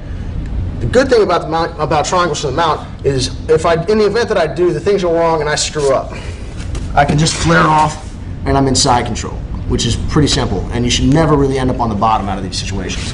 However, in this particular case, what we're needing to do is I need to make sure that I can control the arm that I am attacking, while also simultaneously stepping my live leg, the leg that's going to be stepping over Seth's arm, underneath his head. That's going to be the big benefit of controlling the one wrist and having a collar tie behind the head. Because if I control both wrists, that's great. I have like a dual action here, and Seth really can't be sure which way I'm going. But at the same time, I have dominant position. I'm really not too concerned whether or not he knows what's up, because it's going to happen anyway. So if we're here, I'm going to control the bottom of his head in the first one, and I can reach through like I'm cross-facing, or alternatively, I can just control the back, or I can just control the back of his head. This is great because it's going to allow him to bridge, but it's not going to have much juice on it because I'm keeping his head off the mat. If Seth's head's on the mat, he can bridge me pretty well. I can get launched and I have to recover my base. However, if I'm sitting back here, it's going to be a difficult proposition for him. Notice that when I am mounted, I'm not sitting on my opponent, because if I sit down on Seth, I'm going to get launched when he bumps me. However, if I'm up here and there's space between us and Seth starts bumping and bridging, I can ride it out a little bit. I'm not too concerned, and it's also going to make me more versatile. I'm going to be able to move around and transition from position to position. So, back to the triangle. When we're here, I'm going to control on the outside. I'm going to grip with my hand facing in, like the alligator or the sea facing in, around Seth's wrist. My other hand under his head. My left knee is going to be constantly looking to climb up underneath. I don't want to be shooting the triangle with his elbows down, because I'm going to step over and then Seth's other hand is going to come underneath too, forcing me to scramble out just to stay on top. So what we're going to be doing is, ideally, I'd like to be crawling my off knee up as high as I possibly can. Remember, same sort of corral motion to catch that arm, take away all the space, so that when we do come through for the triangle, we're going to be locked on. So we're here, walking my knee up. I'm pinching my knees tight, and I'm going to move. I can start pushing in, pushing out. The great thing about this is, because I'm mounted, Seth has to respect just about everything. He even has to respect this arm lock. I can just do mean stuff, just like put my fist in his throat. That's really not going to finish anyone, but it's definitely going to get a reaction out of him. From here, if you're ever having trouble, a lot of times you start pushing out, pushing in. It seems random, but if you're here, you know he's going to come back in. When you push out, boom, step. Alternatively, I'll push in. I know he's going to come out, step through.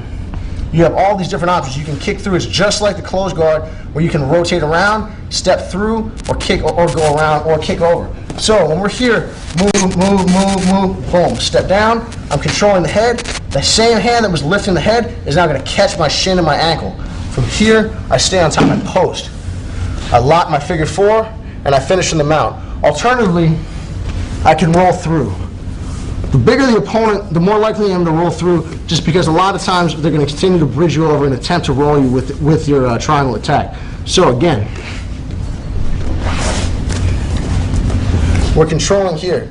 If I'm controlling Seth's left wrist, my right knee is going to be crawling as high as I possibly can, and I'm actually going to be rotating myself perpendicular slightly.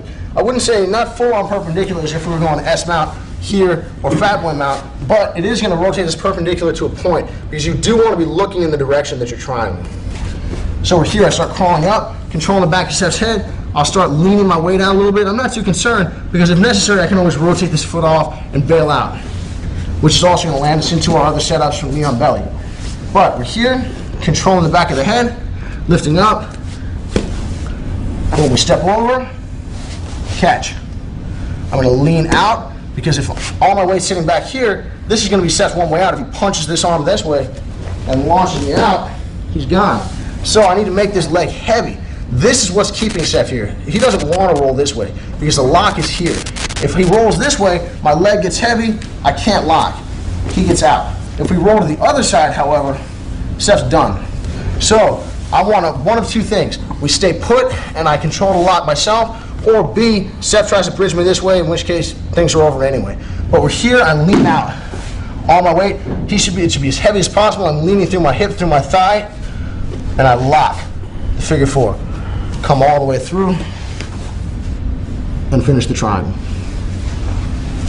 Again, the keys on this one are really that control in the back of the head and staying tight, constantly climbing up. The higher you climb, just like in the closed guard where you're walking your legs up your opponent's back, the higher you climb, the more you threaten other offensive attacks as well. So one time at regular competition speed. Okay, so if we rotate here, boom, mount on Seth, start climbing up, and we finish the choke. And that's going to be your basic mounted triangle. Our next setup is going to be ideal for use against a larger opponent.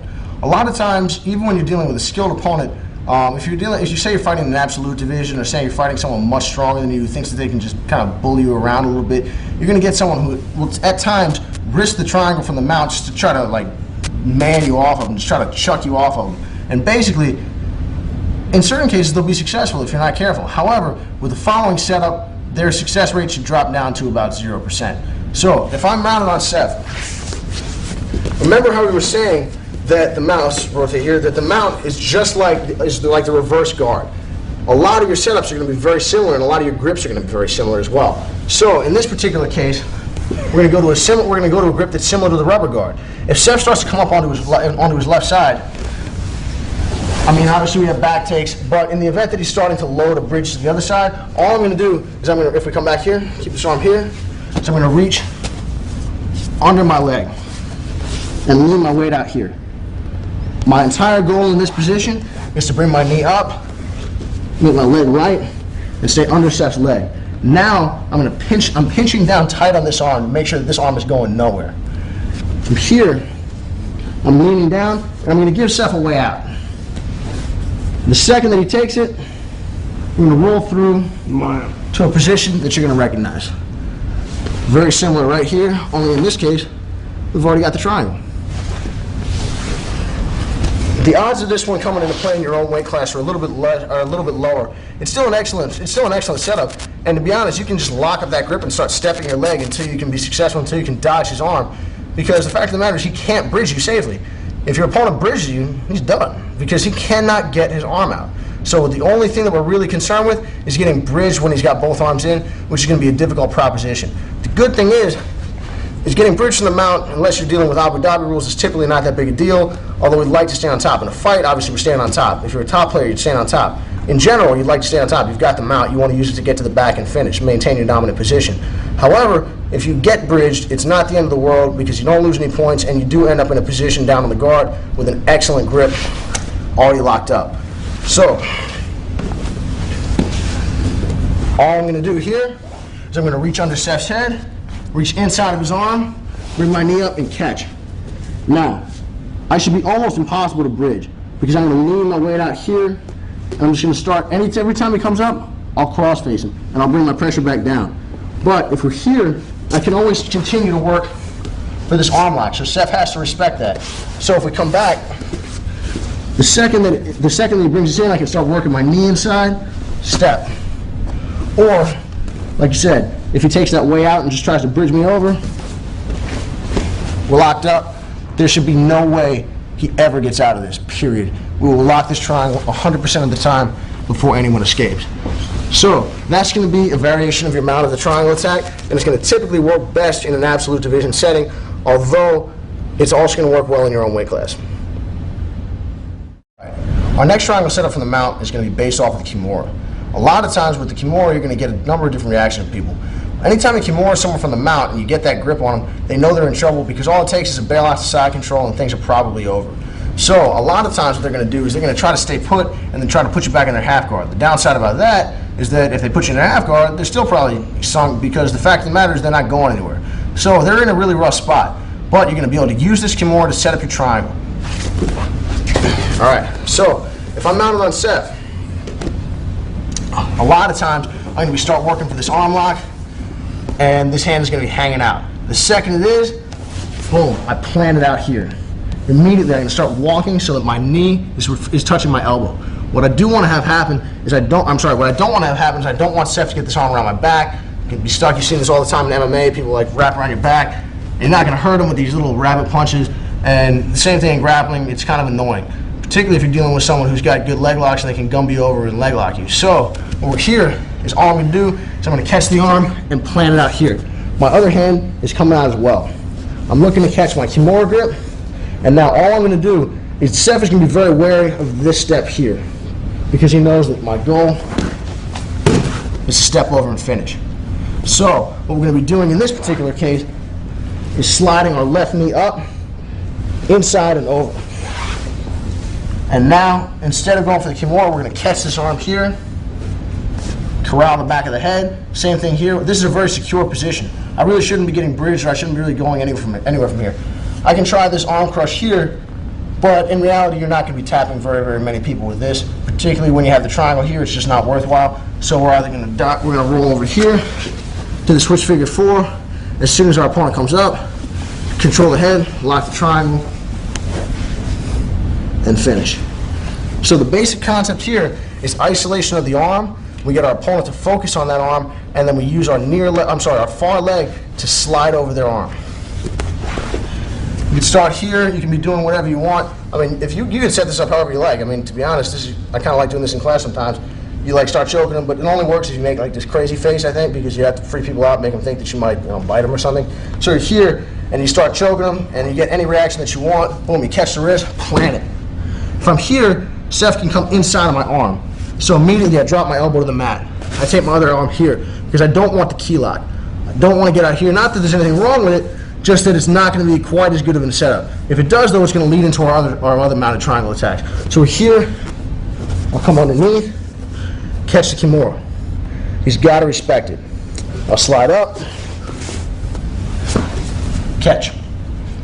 If I had a gi, I could be grabbing here. If not, no biggie. Now all I'm going to do is I'm going to slide, roll, come here, and finish the triangle. And that's going to be your basic mounted Kimura to the triangle, which is going to lead directly into our mounted key lock to the triangle. So, if I am mounted on Seth again, and he's able to rotate his arm to the key lock, we can set this up pretty much any different way.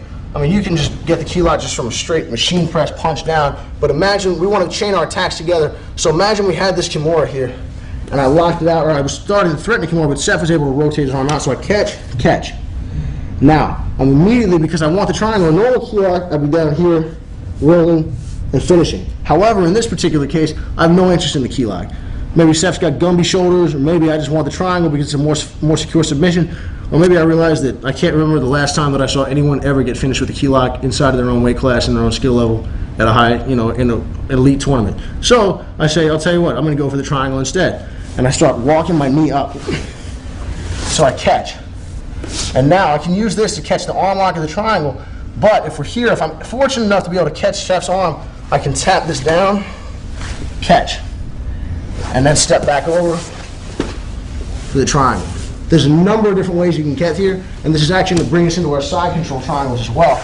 But when we're here, I can work the exact same angle as before. I can start catching this, start sliding over, and work the same way that I had the Kimura. Or alternatively, we can use this because a very, very common reaction, even though, like I said, this is typically going to be more of a lower level sort of move because it's just very difficult to get this kind of a reaction out of a higher level opponent. But we're here. So start going for the key lock. He reaches across to defend it. We slide up. We catch. I'm now using my left elbow to corral Seth's arm here. I'm going to tap this arm down, over. And we can catch a triangle, only what's going to happen now is I get bumped off. So from here, this is going to go right back into our side control triangle, which is just a hop straight to the triangle. So the basic concept here is just the transition back and forth between your different attacks. Step, step, step, kick through. So we can always use this particular setup the same way we did the Kimura, although it doesn't work quite as well, because when I go for the Kimura, when I rotate my body towards Seph's head, it actually applies pressure. It applies increasing amounts of pressure. It doesn't work the same way with the key lock. So when we're here, and I go for this key lock, it's going to be more difficult for me to come up in this direction. As a result, it's going to be more natural for me to start walking myself out here, and then I can use this. I can step, but what's happening? I don't have the back of Seph's head, so it's going to be a little bit more of a problem. So we're here. I can now come under here, catch, come back, step. Set it up any number of different ways. Because as you guys know, the basic key lock is going to be on a properly done key lock is going to come on a bump out here. However, in this particular case, we're here. It doesn't seem like a real threat, mostly because it's not. I start trying to apply pressure. I use it to step over. Why is this going to be more? Why is this particular setup superior? Because it allows me to keep Seph's head off the mat, and at the same time, still threaten the key lock enough to get him to think about it. So, if we are able to catch this key lock, boom, we catch it, I start to threaten it, and then step. Straight over, and finish the triangle. And that's going to be a couple of different varieties of the mounted key lock.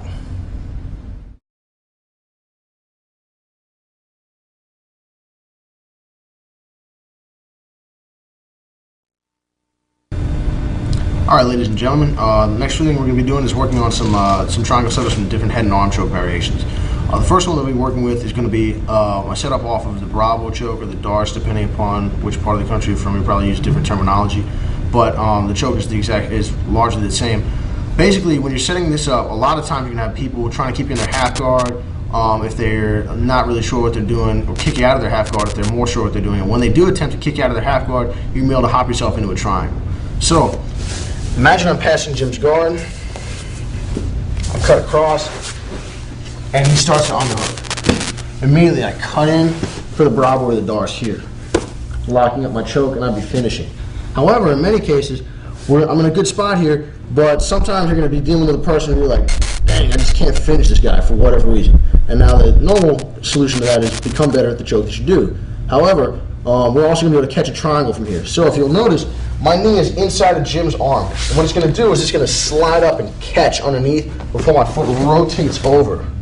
Now the key on this one is I have to constantly be threatening the Darce or the Bravo at the exact same time, so I can't just be letting go. But for demonstration purposes right here, I'm caught, I'm passing the guard, my knee is going to cut up, and I'm going to snap over.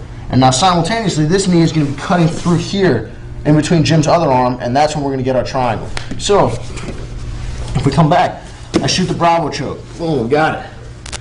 Jim's starting to defend. I'm going to step my foot through, bring him into the choke, control posture, lock my perpendicular angle, and finish the choke. You can either A, step your foot through if you have a little bit higher level of dexterity with your feet, or alternatively, you can just bring your knee through. The downside of bringing your knee through is every now and then you're going to get yourself caught. However, as long as you keep the choke, as long as you keep the grip on the choke, rolling to your back is not the worst thing in the world, although it does lose you a little bit of leverage, so it's not advisable. Or here, I'm cutting through. Boom. I get my grip. Slide through. Catch him. Lock the reverse triangle in this case. One last time. Okay, so I cut through. Boom. Bravo. Slide inside. Rotate my foot out. This is very important. I don't want to roll through here because now I come up, Jim's got my feet, he's on top, he's going to get out of this choke. I come through, rotate my foot out. But I've now placed Jim's one arm in between my legs, one arm out. And here, I throw the leg over, come through to the triangle. The switch figure 4 in this case. We can adjust ourselves and finish. And that's going to be your basic triangle setup from the Bravo or Darce choke. Alright, our next setup is going to be a little bit of an unorthodox one, a little bit weird, but it does work pretty well if you set it up properly. The starting move that we're going to be working with here is going to be the side choke. This is going to be the head and arm, your basic head and arm, or Katagatame choke from the top, whatever you want to call it. And it works very well, but in certain cases you're going to be dealing with someone who's going to be giving you trouble and you're not going to be able to finish, and you're going to want to go for the triangle instead. So I want to just cover a couple other options. Obviously, if I'm going for the head and arm on Jim, however I may have gotten here, not really important at this time. We're here, if Jim's turning away from me, I should be taking his back. It's that simple. But if I can't deal with him, if he's not turning away from me, I can't choke him, I'm having trouble, and I don't want to give this position up, but say, for instance, I like the triangle and I really want to go for this one here, it's going to be a good option for me. The downside of this, guys, is just that it takes a decent amount of flexibility, so it's something that you have to be, it's kind of a little guy move, to be honest. But when we're here, what I'm going to do is I'm locked down on Jim here, and if he's not doing anything with his left arm, that's fine. I'm just going to step up and go into the triangle. In most cases, you're not going to be in a situation where the guy's just choking here and his left arm is just dangling like he's been shot. What we're going to be doing is dealing with a situation where in many cases people are framing, trying to push their shoulder back out, or alternatively, the better guys that you'll see, a lot of times you'll see them grabbing around their own leg and extending, trying to bring their own shoulder away from their neck to protect themselves, and that's where we're going to get a little bit tricky, and that's where the flexibility comes in. So if I've got Jim here and Jim is locking his arm, trying to do something, I'm here, my foot's coming through into the triangle. Alternatively, Jim's locking his arms around his leg. What's this going to do? I'm trying to finish the side choke. Jim locks his arms around his leg and extends the other way. He's taking his shoulder away from me. I can't finish. Now, if I have this much space here, once again, guys, we're sitting through to the back, of course. But in the event that he doesn't turn away nearly that much, or say, for instance, Jim has ridiculously good back team edge, like Jim's got a really big neck, I'm going to have a heck of a time choking him. Now, I'd like to get my 4 points, but say I'm either A, down by so much it doesn't matter, or B, I need to submit him, or or the 4 points is not going to help me out, and I need to get him right now. I got to get to my triangle. So we're here. Jim locks up around his leg. Slide my foot through. Catch it. And the wonderful thing about this is, by the very nature of the entry, Jim's arm is already across, and you try to choke him until he turns purple. So one last time, conceptually, this is a kick-through triangle. You're dealing in a situation where they're not expecting the triangle.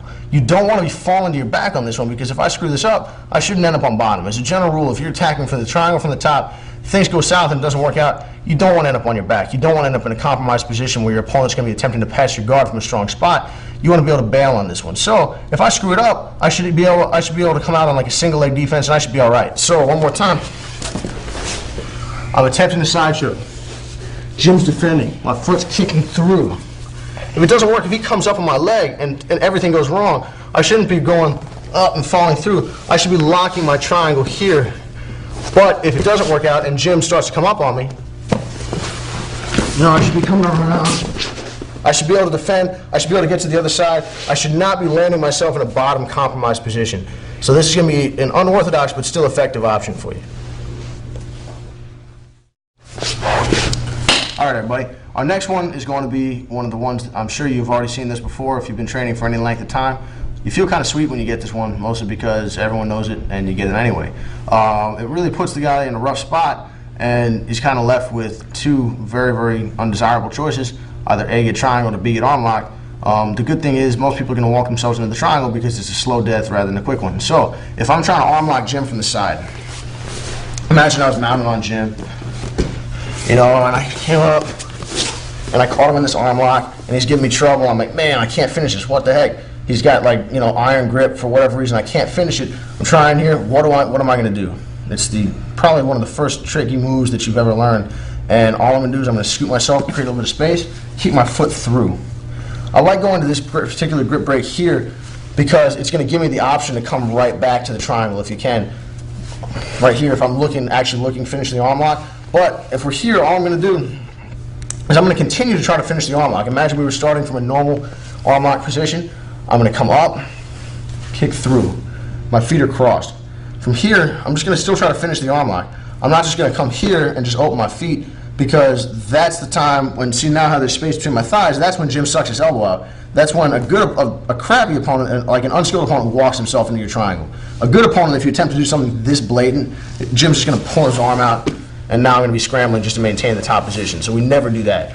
We're here, I stay tight, my knees pinched together, my thighs should be squeezing on his tricep. I'm controlling, I'm trying to finish the arm lock. From here, I'm going to let Jim come into me. I'm going to bring him in. I'm locking his arm in, and I'm pulling it back. So he has no choice but to follow me. As he does, we lock our triangle. Now from here, we're already in a pretty good spot. We're perpendicular. So notice how Jim's elbow's all the way across. Quick point, this is not what we're looking for. Jim, this is like we were saying before, this is one of kind of the in-triangle defenses at the moment, where Jim is going to bury this elbow down, locking my knee in, and I'm in a tough spot. I'm not going to have the angle to finish. So we want to make sure if this happens, I'm going to get my body in front of Jim's elbow. I lift up, I'm going to check his elbow right here. Notice, Jim's elbow wants to drop to the mat. I'm going to get my arm, my forearm, I'm going to place it in an angle that's going to be directly countering his angle that he needs to drive through. Put my forearm on the mat. Put my elbow on the mat. Now I'm going to lift up, scoop my hips in front. Now I'm safe. That triangle defense is never going to work now, period. It's not going to happen. Here, it's a big problem. So I'm going to put my elbow in front. If we come back, Jim's trying to drive his elbow. I put my elbow in front, I lift my hips and move it. Lock, perpendicular, and finish. But let's go back again. Again, I'm attempting to arm lock Jim. He's locked up his grip. I thread. In this particular case, just for demonstration purposes, I'm moving my leg. I'm going to take my outside leg, my right here, I'm going to step it in between Jim's arms. Remember, the arm lock is the key to this triangle. I cannot expect a good opponent to just walk himself into a triangle. It's not going to happen. Because first and foremost, the defense of the arm lock is scooting this elbow out and coming up on top. So from here, what do I want to do? I want to glue myself to this elbow. If I've got a gi, I can grab my own collar, I can grab my own shoulder, I can grab my own shirt, whatever you like to do. But I'm going to glue myself to this arm lock. And now either A, I'm going to make a legit attempt at finishing it, but in many cases you only come to this particular option because you can't break his grip, or you're having a difficult time breaking his grip. We're not going to be coming here inside. I can be breaking his grip any number of different ways, but for whatever reason right now I'm having a difficult time, a really hard time. So I'm going to start leaning back. I'm going to make it seem like I'm trying to take his shoulder off. We're here, I'm leaning back. I'll let him up, lock the triangle. Check this arm. I'm not interested in having this happen. Because if we square up real quick, to the camera, I am not interested in having this happen, period. So, the second that we start to lock this triangle, I check his arm here. And I check the top of Jim's head. I don't want him posturing out, obviously, but I am just as concerned directly after I want him not posturing out, I want him not getting that elbow down. So I check his arm, control his posture, adjust the triangle. This arm is fine now. Well, I do not need this arm, let me reiterate, I do not need this arm all the way across to finish it. Common problem that you'll have here, you'll see guys finish like this at like white belt divisions, like trying to squeeze each other's head off. And it's not bad, you're choking the guy. But that's only because the guy doesn't know to immediately continue past this position and lock you in. It can put you in a rough spot. So when people think that they need to get the arm across, it's actually sort of like a misnomer, because what you really want to do is you want the arm lined up with your body. I want to get my body perpendicular, and now I want the arm across. But I do not want the arm in front of my body. Notice, I'm in line, arms in front. I can adjust all I want here. I am not finishing a thing in most cases. It's not that you'll never finish someone. I would never say that. It's just extremely difficult, and you're creating a huge hassle for yourself that you don't need to be doing. So that's our basic arm lock transition. Our basic triangle transition off the arm lock from the top, and it's going to work very well. It works from white to black belt. Don't underestimate it. It's an excellent option. All right, everybody, our next option is going to be from the close guard. In the same way that you can use the arm lock or the kimura or the guillotine to set up submissions, you can also use the key lock. Think of the mount and the guard as they're really brother and sister positions. They're different. The guard, you have added mobility and lessened pressure. The mount, you have obviously a much greater degree of control, but the same sort of grips and options are available to you. The same sort of grip that you use to set up the arm lock, imagine with the gi, with that collar, and you can cross choke, and they start to defend. You start to move. You move yourself across to the mount. Like for instance, if I'm mounted on Jim, it really, you'll notice if you really think about it, you use a lot of the same grips. You're like boom, boom. He starts defending. You slide up, start finishing the arm lock. It works the exact same way in the guard. Now I just have a little bit more mobility and obviously much less control, because if I'm now in if Jim's in my guard, you know, we're here, I've got the grip here, and I'm trying to arm lock him. I'm moving up, he comes across the defend, and, you know, now we go to the arm lock. It works the exact same way. So now the same way that you see the key lock finish from the mount, you're going to be able to use it to set up the triangle from the closed guard. To be honest, the times you're going to be finishing someone with a key lock, you know, from your closed guard are almost never, particularly if it's your own skill level and weight class. That being said, you know, it definitely does work, and more often than not, you're going to be using it to set up another submission. In this case, the triangle. So what we're going to do is we're going to start by breaking our opponent's posture. You know, we're inside here. Breaking, like as I was saying before, you know, breaking your opponent's posture is everything. If you can't break the posture, you're not going to be triangling or submitting anyone. So we're here. I'm going to reach across and I'm going to catch Jim's wrist. And I'm now going to come to the key lock.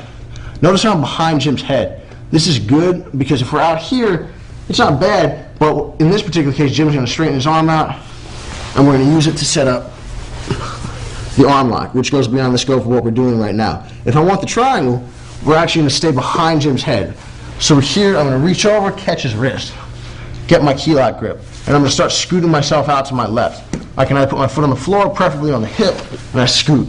Now from here, I'm going to create space, and I'm going to catch Jim's arm with my foot. He's in a rough spot. I can use this to start to turn him crucifix style, but in this case, I don't even want to do that. I'm just going to move his hand, lock the triangle. So again, we're starting out in this particular situation, breaking our opponent's posture. After we break our opponent's posture, we're catching his far wrist. I'm going my left wrist to Jim's left wrist, and I'm going to lock up my grip behind his head. This has the wonderful added bonus of locking down his posture because it still serves as a collar tie. So if we're here, this is just like a collar tie. This does pretty good, not too bad. Same deal. The fact that I'm grabbing his hand changes nothing. Conversely, if we're here, Jim's head's on the outside, I do not control his posture at all. This is not going to be an ideal setup for the triangle. Still works, excellent setup for the arm lock, but I'm not going to be triangling him here because unless he walks himself directly into it on his own. So, well, here I start scooting out. I catch Jim's wrist. I catch my own wrist. I can start trying to finish here. And I mean, you'll get an opponent, you'll get like a teammate to tap when you're training, when you're drilling. You're not going to be tapping. No one will tap to this in competition. No one good. So from here, I'm trying to finish, but all I'm doing is creating space for my own foot.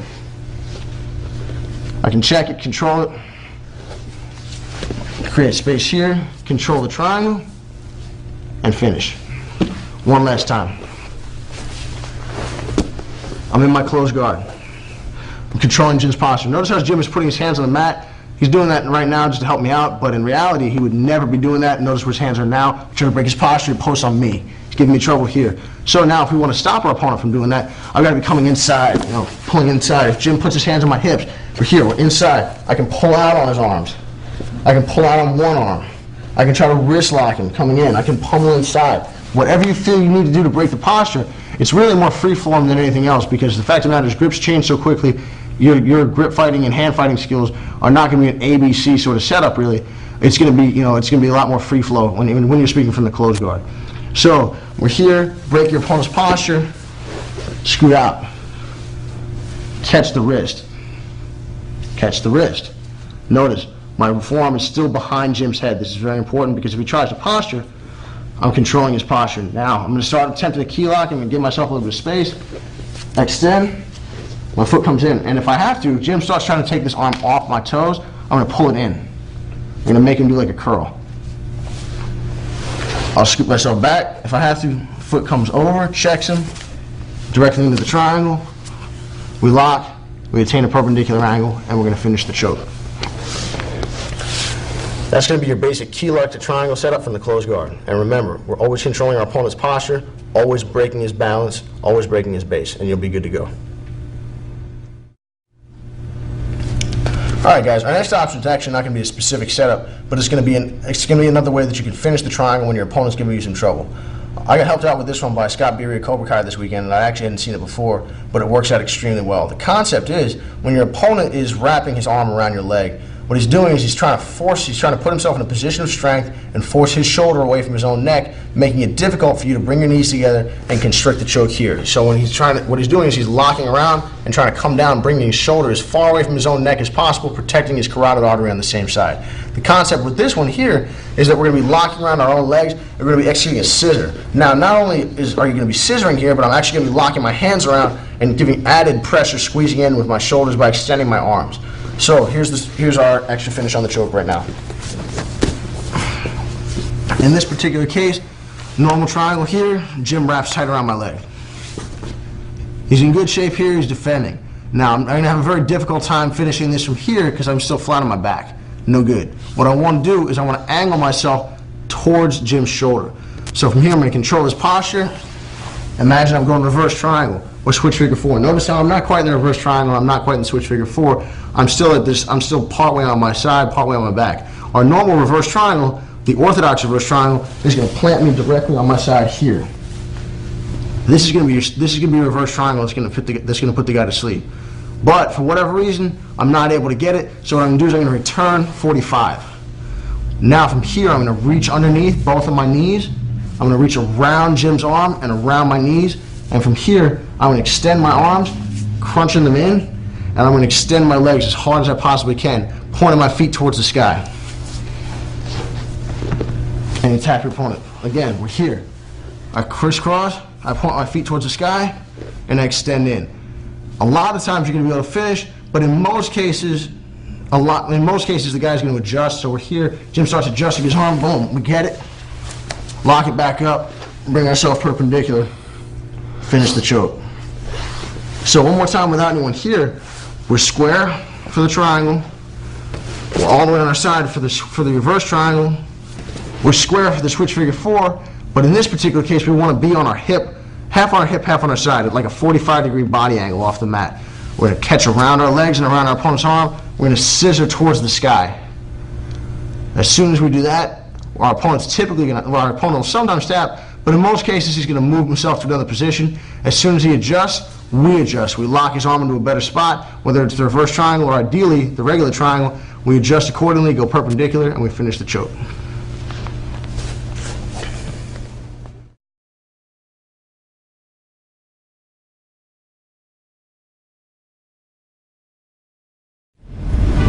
Alright everyone, our next triangle is going to be called a shin smash triangle from the closed guard. This is one of my personal favorites because it's a disguised scissor sweep that's going to fool a lot of people and make them think that everything's cool until they're in the triangle.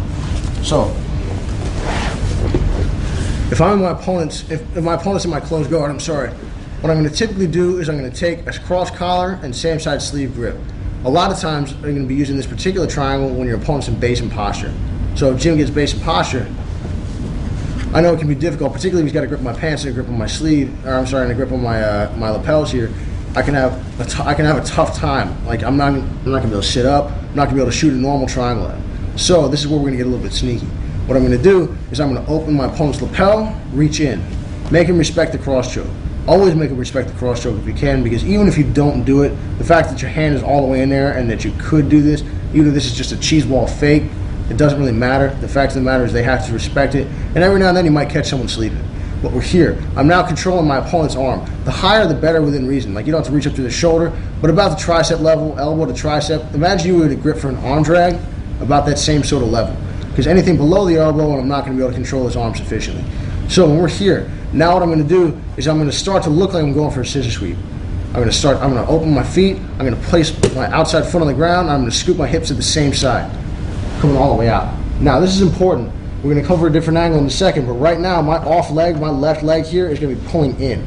I don't want Jim's hips going backwards, because what I don't want to have happen is have him run out of my triangle backwards and run away from me.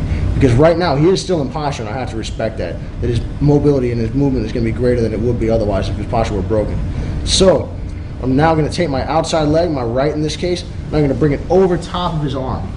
He's still thinking scissor sweep. He's probably thinking this guy doesn't even know how to do a scissor sweep, because a normal scissor sweep would be right here, setting up. It's going to be difficult to do, obviously, when Jim is in base and posture the way he is, but right now we're not too concerned with that, because the last thing that's going to go through this guy's head before he gets triangled is, man, what's this dude doing with belt X? He doesn't even know how to do a scissor sweep.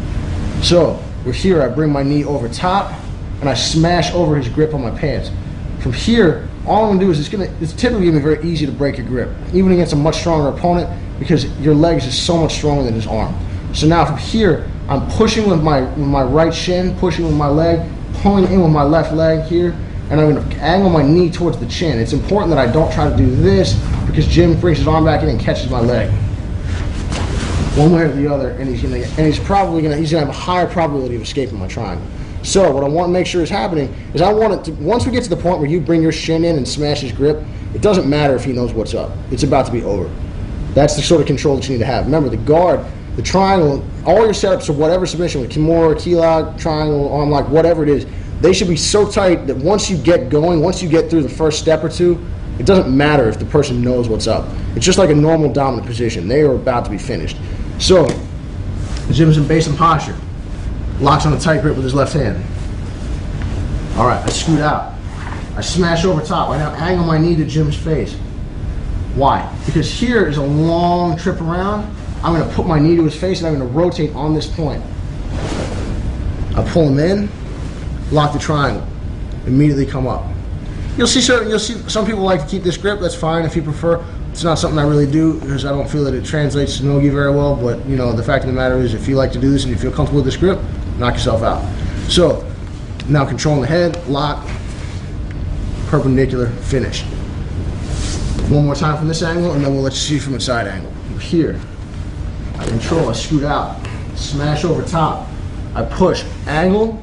This is very important. I can't cover this enough. In most places I've seen this instructed, you'll see people kicking like this. You'll get good guys. You're not going to get great people who know exactly what you're up to. Point this straight here, because remember, once again, Jim can no longer get his left arm back inside. I'm not going to let him. He can't take his arm outside, because if he does, he gets triangled. So right now, once we get to this point, he's done.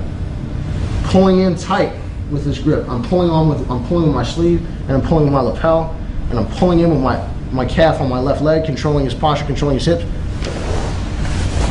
Snap him into the triangle. So from a rear angle, just so you can see what the feet are doing, this leg right here is extremely important because it's going to be pulling in with the calf, preventing Jim's hips from backing away from me, even when he recognizes what's going on. Because he's not going to be able to defend this sweep. He's not going to be able to defend this triangle by moving his arms, but he might be able to run away backwards and like shuffle backwards and scoot on out. I don't want any part of that. That's going to be my one danger here. It's not going to get my guard passed, but I've got such a good opportunity here, I don't want to burn it. Scoot out.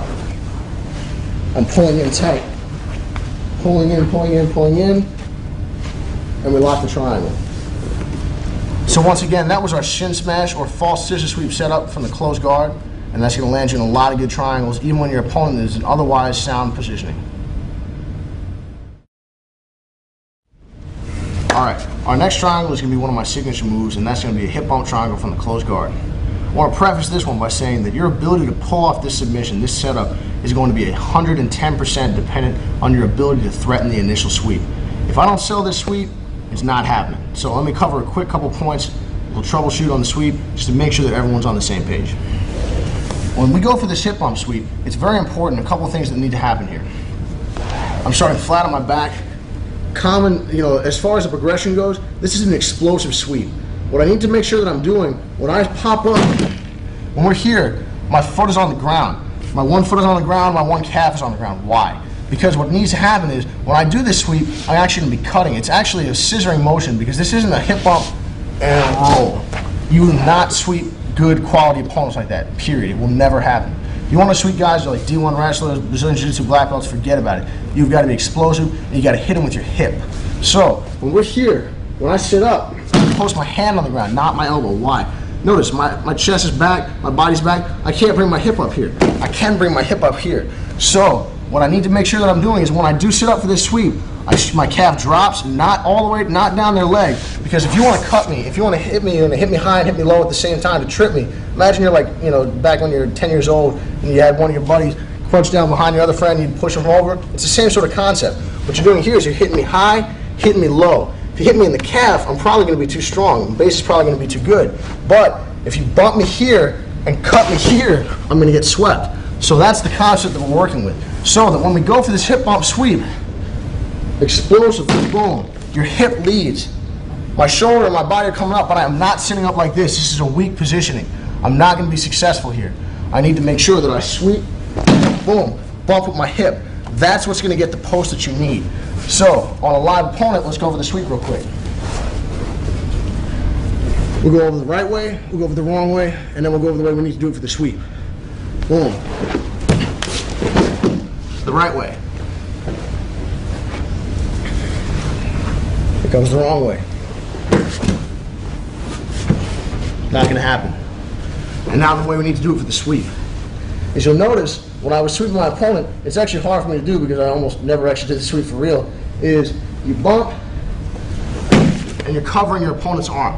Why are we covering the opponent's arm? Notice how my leg's here, it's going to drop, I'm going to hit him with my hip, and I'm covering and taking him out. But when I actually do the sweep, I don't want to take him out. The common progression for this one is going to be hip bump, Jim post, Kimura, guillotine. That's your classical, 1, 2, 3 combo off the hip bump sweep. The triangle is going to be a little bit more deceptive. It's going to be, in my opinion, it's a better option. But it's going to be a different option for you. And if you happen to like this one, it's going to work out great. Why? Because this is a great one because it's going to work on people from white belt to black belt. And the reason that is because it doesn't matter if I'm Joe Blow, just started jiu-jitsu, or if I'm Rickson Gracie. If you bump me off base, I have to put my hand down. If I don't put my hand down, I get rolled to the mount. So the difference between a good opponent and a not so good opponent is a not so good opponent does this. A good opponent does this. And they collect their base very quickly. So your ability within the transition is going to determine your success here. So make sure that when we're doing this, we're just going to make sure we need to be as quick as possible. We're going to be on the ball. And the bigger your bump, the bigger your opportunity for the triangle. So let's get right into it. When I sit up for the hip bump sweep here, I'm going to sit up. I can do this one of two ways. Initially, when I was doing this, and it was working well in competition, I would sit up, like say for instance, actually the best time to do this sweep is following your opponent up. Because you can bump his arms off, but Jim's a strong guy, he's got good base. If I try to sit up on him, most times he's going to catch me here. But what I want to make sure that I'm doing is if Jim comes all the way down, like he's just chilling, and then he sits back up, this is the time to go, explosively. But right now, notice how my arm is covering his, I'm going to let him go. Now my hand is going to crystal ball around the back of his head for the collar tie. This is the important part of the sweep. When I would initially try this in competition, this is me.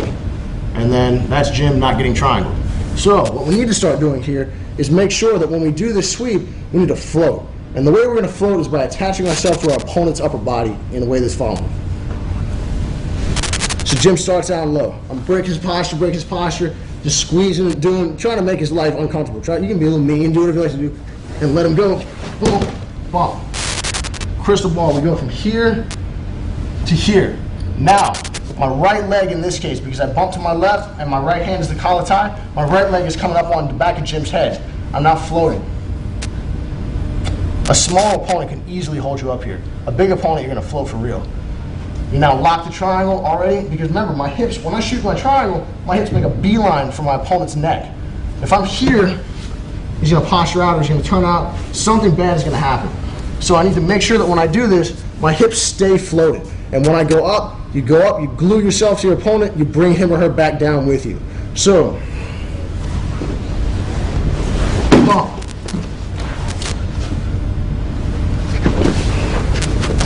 Lock and finish. So now one time at regular speed, and then we'll cover a couple different angles.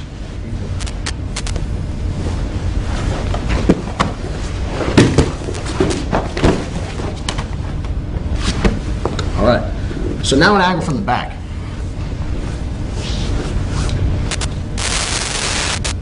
I'm going to break my opponent's posture. Control. As soon as he sits up, I sit up with him. Boom, bump him. This leg has got to come up high. If it comes down low, it's not going to work. It's just like an arm lock. Imagine your arm locking your opponent on this arm. Boom. I lock.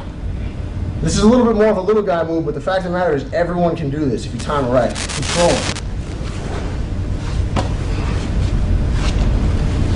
So make sure, remember the cues on this one.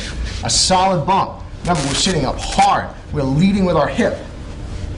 Boom. Lead with your hip. Come up, crystal ball around.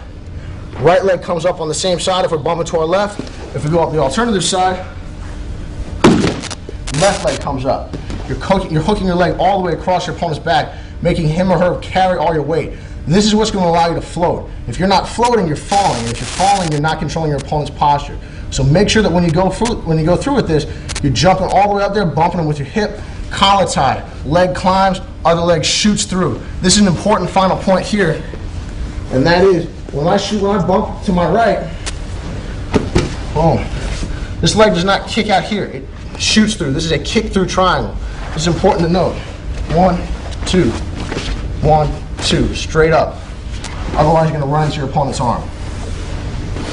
And that was the hip bump triangle from the close guard. All right, everybody. What we're going to cover now is some setups for the triangle off of different other submissions. We're going to start with the Kimura. Your basic setup off of the Kimura is typically going to be producing what result? When you basically, for the Kimura to be effective, when you pull my arm, you need to extend my arm out from my body. You don't want it quite in here, you want it out here, and you want to take my hand towards the back of my neck. So now, if I know that you want to do that, basically it's pretty simple. I need to stop you by doing one of a couple things. I'm either going to A, straighten out my arm and try to bring it back, or B, just try to like bulldog my arm back in the opposite direction of your force. So now, if you know that I have only 2 legitimate options here, it's going to be pretty easy to herd me towards the result that you want. The basic idea, the concept that we're always going to be working off of with different submission opportunities, different position opportunities here, is going to be the concept of limited opportunity. So when you're here, if we start off a match, we start off a fight on opposite ends of the mat, we can both do pretty much an unlimited number of different things here. However, the more compromised a position that you place me in, the fewer opportunities, the fewer options I have that aren't going to result in me being submitted immediately or further positionally dominated. So now, if you start off and you shoot a double leg, I can sprawl, I can try to kick out, I can try to guillotine, I can try to go to close guard. I got a couple different options. But now, say you mount, or say you're on someone's back. Now you have only a few different options that aren't going to result in them getting arm locked, choked, one way or another. So, because if you only have to cover it, it's just for your brain in terms of how fast you can react. If you have to deal with 15 different opportunities, 15 different options, it's a little bit more annoying. It's harder to cover than dealing with maybe 2 or 3. And that's the big bonus here. So not only just dominant position, but you herd me to a result that's easier for you to maintain, easier for you to understand. So now we're going to start with that concept, and we're going to use the Kimura.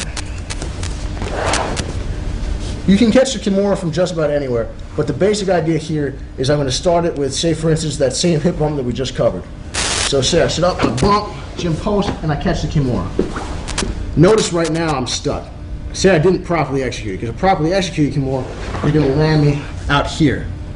I'm going to be finishing this one. However, if I get stuck in a situation like this, where I've got this arm, but I'm going to have a difficult time finishing my opponent, what I need to do is I need to use this to some extent or another to set up my next move, because I could either A, say, ah, crap, and just give it up, but that's a complete waste of a good position, of something that's going to be able to give me an opportunity here. So what I need to do here is, if we come back to that Kimura, I'm going to catch the grip, and I'm now going to use the back of my hand, because there's a couple different opportunities we're going to have here. The first one is going to be, a tap through triangle. Our second one is going to be a kick through triangle, and that's going to be a little bit more flexibility based. It's going to be harder for most people to do. But the idea here is, right now, if I start extending Jim's arm up, I know that he wants to pull it back in. So all I'm going to do is give him a hand. I can push here, but he's not going to let me do that. There's no way for me to control and force this arm to stay in and prevent it from grabbing my pants. What I want to do now is I'm going to come down and I'm going to cover Jim's hand, because I don't want him grabbing my pants at all. From here, the back of my right hand, the back of my hand that was initially on my own wrist, is coming here inside, and I'm going to step over. However, notice I'm not trying to step all the way up to his shoulder. I'm not trying to do this, because if I try to do that, Jim postures out. I can't tell you how many times this happened to me, and it was a very big frustration. And the big thing that we want to make sure we're doing here is we're going to lock the triangle around the arms here at the shoulders. So if we come back for a second, we catch this Kimura, I cover Jim's hand, I tap the arm through, and this is all I want, right here. Now, I'm controlling Jim's arm with my legs. Jim's other arm is still trapped inside. Now, to maintain this position, I'm going to continue controlling the back of Jim's head, and I've got 2 options.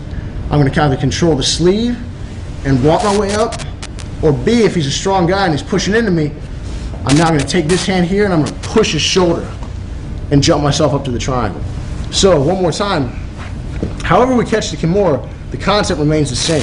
We're going to be hitting a tap-through triangle, we're going to be using our opponent's resistance, which is pulling his arm in because he wants to grab the inside of his thigh, or grab his pants, or grab his belt. We don't want any part of that. However, we're going to let him do it. For whatever reason, he's going to say, all right, fine, we'll let you grab the belt. So then we're just going to pull in with the back of our hand, step over to clamp on top of the elbow. Make sure that when you do jump your legs up, Jim's elbow is right here. I can't be down here. He's going to be able to suck his arm back in. I want to make sure that I clamp my legs right up around his triceps. So I sit up, start moving in. I cover his hand if it's gi. Control the back of the head. From here, it should be a pretty much done deal. If you really feel like he's getting that hand back in, just grab his sleeve and straighten your arm out, right here. However, for the most part, that's going to be a very big difficulty for him. So now all I'm going to do is I'm going to push his shoulder, kind of punch it with my palm, latch onto the triangle. So one time at regular speed.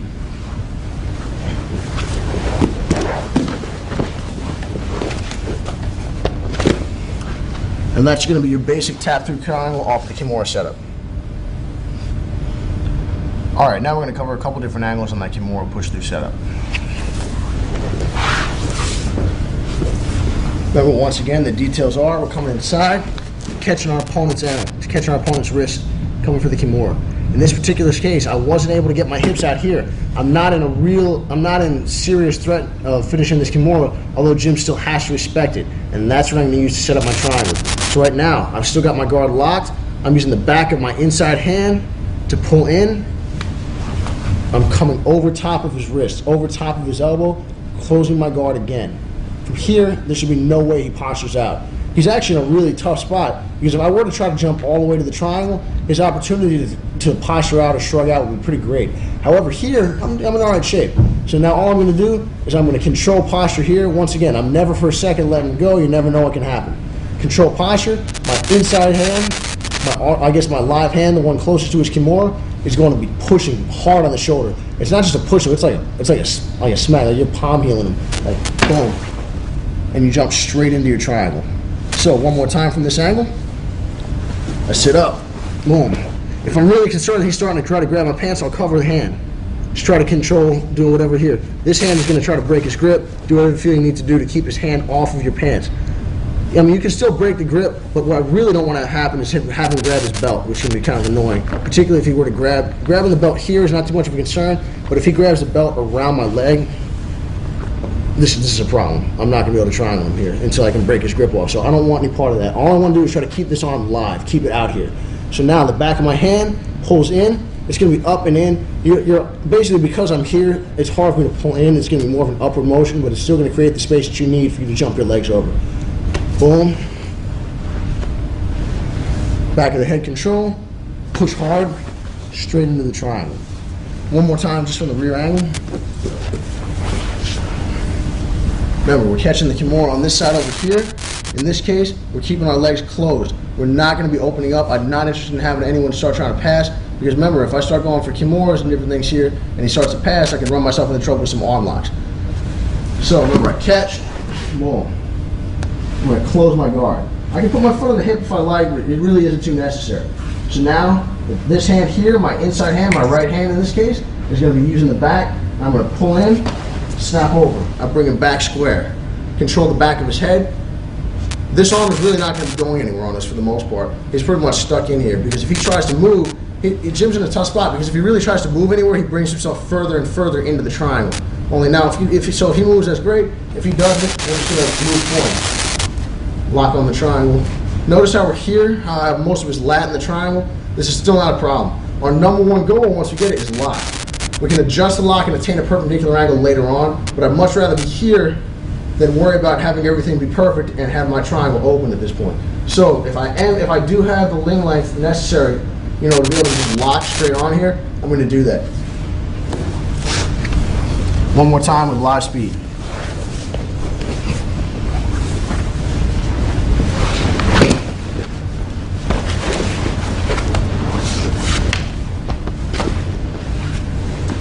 And once again, that was the triangle off of the Kimura from the closed guard. Alright guys, our next opportunity from this one is going to be an arm lock to the triangle. Basically, this is probably your A1 most common submission combo, triangle arm lock, because someone's going to start off in an arm lock, they're going to rip their arm out like they start on a lawnmower, and you're going to catch the triangle. However, I think we got some small details here that might help you out a lot. Our basic arm lock position can be set up from just about anywhere. However you like to get to it is fine, but the end position is going to be right here. Right now I'm in excellent position to start to go for the triangle. A lot of times what can end up happening is very common to sort of like at a higher level, in order to defend the arm lock, people are going to be figure fouring and catching your leg on the inside or the outside. This is going to make it very, very difficult for me to finish this arm lock. I don't want any part of this. So if we come back, all I really want to make sure I do when I do go for this arm lock is I don't want this hand coming inside, because that's going to pretty well stop my triangle. This is, I mean, I'm going to have a very, very difficult time triangling a high-level quality opponent here. I mean, obviously my hands are chilling out for the moment because I'm not on this arm, but this arm is going to be the one I'm looking to triangle in most cases, and as a result, because it's inside my leg, even when I come around, he's tracking to follow it, it's going to be difficult. So I don't want him doing anything like that. Let's just cover our basic option though here. I start the hyperextend Jim's arm, he takes it out, control the back of the head, and we lock him into the triangle. The important points here are going to be posture control once again, because the more that I watch these tournaments, the more that I see people not properly controlling the opponent's posture when they enter the triangle, and as a result, as soon as the guy on top realizes the triangle danger, he's out of there, he runs off, and at least if he's not out of there, it's too much of a hassle you didn't need to create for yourself. So let's go over a couple small details here.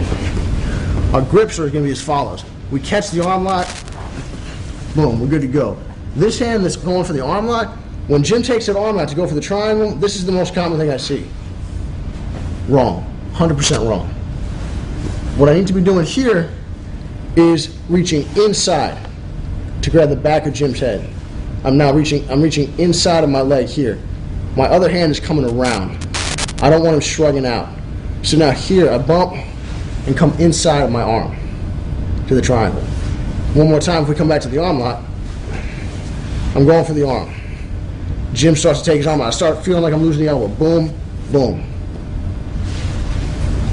I now immediately get to the triangle.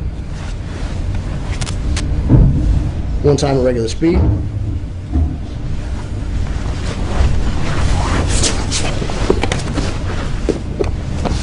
And we catch the triangle. A couple of the small details that we're going to have here are going to be ways of controlling your opponent's posture to keep him down. There are going to be different things that you're going to use. The most common is going to be the one that we just showed, which is, once again, I want to cover that one more time just for you guys. Boom. Right hand, if I'm attacking the right arm, my right hand reaches through underneath my own thigh, underneath my left thigh, catches a collar tie. Once again, rather than a collar tie, we'd rather be on top of the crown of the head a little bit. Here is good, here is better. I take my off hand. If possible, I'm going to come around. Sometimes it's not going to work out. At competition speed, sometimes things happen and you just, you can't do it. So you're just going to control this arm here.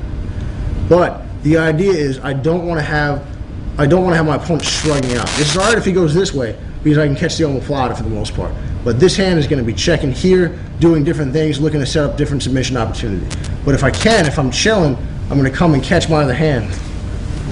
So that when we come inside, we go back and forth, we catch. Immediately now my hand that was on the back of the head comes to where? To my ankle. Inside, my off hand now comes and replaces on the back of the head. I lock. This hand is now immediately free because I'm now controlling my posture with my right hand. So I'm controlling my ankle, or I can control the back of the head. This really comes down to preference or whatever you feel you need to do at the time. But the idea is we don't want to have both hands off, but I do need to attain a perpendicular angle one way or another. And the safest way to do it that does not involve opening involves underhooking. So I will squeeze and finish. A couple other small details on this one. If you feel that your opponent is starting to set up, if you feel like you're starting to set up an arm lock on your opponent and he's about to get out and you don't feel like the pressure is quite good enough, you can catch here and control his posture, start to break him down, so that when he does take that arm out, you snap right around to the triangle. This hand here is going to be, it's kind of your discretionary hand. You can underhook as if you're going to go look like for a flower sweep, or you can look to control this arm here. But if we come back for one more time, back to the arm lock. Remember, this is good, you can control here, but if you don't feel like you can get it and you're still trying to arm lock him, control, control, control, and we work ourselves to the triangle. And that was the basic triangle off of the arm lock. All right, our next setup is going to be off of the guillotine. You can catch this submission, you can catch this triangle submission off the guillotine from just about anywhere because you can catch the guillotine from just about anywhere. Our ideal position is actually going to be the arm in guillotine because it's going to give us a better shot on the triangle, even though it's not quite as high percentage on finishing the guillotine. The biggest thing on this is, once again, selling the submission. You've got to make it real. If you don't make the guillotine real, you are not going to get the reaction that you need. Or, well, let me rephrase, you're not going to get an extreme enough reaction. So basically, the better that you sell the initial submission, the better that you sell the initial sweep, the easier it is going to be on you to catch the triangle in the end. So let's start off from right here. We're going to go from the closed guard, but then we're going to show a couple different variations that you can catch from just about anywhere. Once again, we're going to be working off this hip bump sweep. This is by far, this is one of the common ways to set it up from the closed guard, but of course this is by no means, all inclusive. You can catch a guillotine, an arming guillotine from just about anywhere. So when we're here, I'm going to sit up and bump. As soon as Jim starts to defend the guillotine, I'm going to start to jump over this hand of the triangle. If I'm bumping to my left, I'm guillotining with my right. If I'm bumping to my right, I'm guillotining with my left. But in this case, I'm going to clear Jim's grips off of me, and I'm going to sit up hard and bump him. As soon as he pushes in, I catch, but I need to make sure I scoot back. Notice how I didn't move my hips back at all? There's no threat on the guillotine. I need to create space. So, when I'm here, I bump, I scoot back to start to catch the guillotine. Now I can be arm in, let's rotate this way. Right now, I just have Jim's neck. Or I can take this arm over and top and be over his arm, squeezing one way or another. Either way, I need to make this real. And to make it real, what I really want to do is, right now, see how I'm flat on my butt? I'm going to scoot up to my right hip to make this as extreme a guillotine as I possibly can, to give a little bit more juice on the choke. So we're here. I lock in the choke. As soon as Jim starts to feel pressure, his left hand is coming in to defend. Very common. All I'm going to do now is I keep the guillotine and I hop over it. Straight into the triangle, and we're going to work to finish. This is going to work either way. This is going to work regardless whether it's gi or no gi. But to be honest, once again, as you guys probably know, the guillotine is going to be a much more common submission no gi than gi, just because you don't have to deal with all the cloth and all the nonsense, people grabbing your sleeves and moving them. But the setup is going to work well, gi or no gi, because people will respect the guillotine both ways. Whether or not you can finish it is a whole nother, ball of wax. But the fact of the matter is they have to respect it. It's just like getting that cross choke grip, and you get in that cross choke, forget about it. People have it in the back of their mind. Even if they don't respect your guillotine, they know that you've got that grip, and who knows what could happen. A lot of times you're going to be able to get the reaction that you need, which is their hand coming up to defend. As soon as their hand comes up to defend, we're jumping over. So boom, boom, scoop. I lock in my choke. Jim comes up to defend it. I hop over it. I now take the hand that was choking right here, and I'm going to grab Jim's hand and push it out. Because I don't want to end up in a situation, if we come back for a second, I don't want to end up in a situation where my opponent is like this. It's not horrible, you still finish the choke, but what I mean is, I don't want to end up with one of these. Put your hand into this, put your hand in like still half in the triangle. Right, like I don't want one of these. This is not an ideal sort of situation. So the hand that was guillotining is going to be pushing this one out and locking the choke. So one more time, we'll go at competition speed.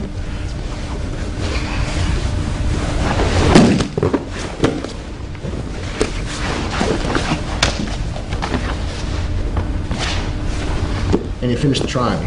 But the idea here is, once again, we're selling that guillotine choke as much as we can. So now we'll show it from a couple of different positions that we can catch it. For instance, the feet. As soon as I snap my opponent down, I'm going to hop to my guard. Whoa. The second that Jim starts to defend it, I catch his hand, I jump to the triangle. Immediately now I'm going through my progression. I've threatened. I now need to lock, attain a perpendicular angle, and finish. So now I need to lock and control his posture. My hips are underneath him, so I crawl him backwards. I lock my triangle. I come underneath, scoot. I'm now perpendicular, and I finish the choke. And once again, that was the guillotine to triangle. All right, guys. Our next option here is going to be our basic omoplata to triangle. There's many ways to set this up. There are many different variations, but right now we're just going to cover the A1 most basic option that we have here. We start in the closed guard and we catch our omoplata. We can set it up any way we like.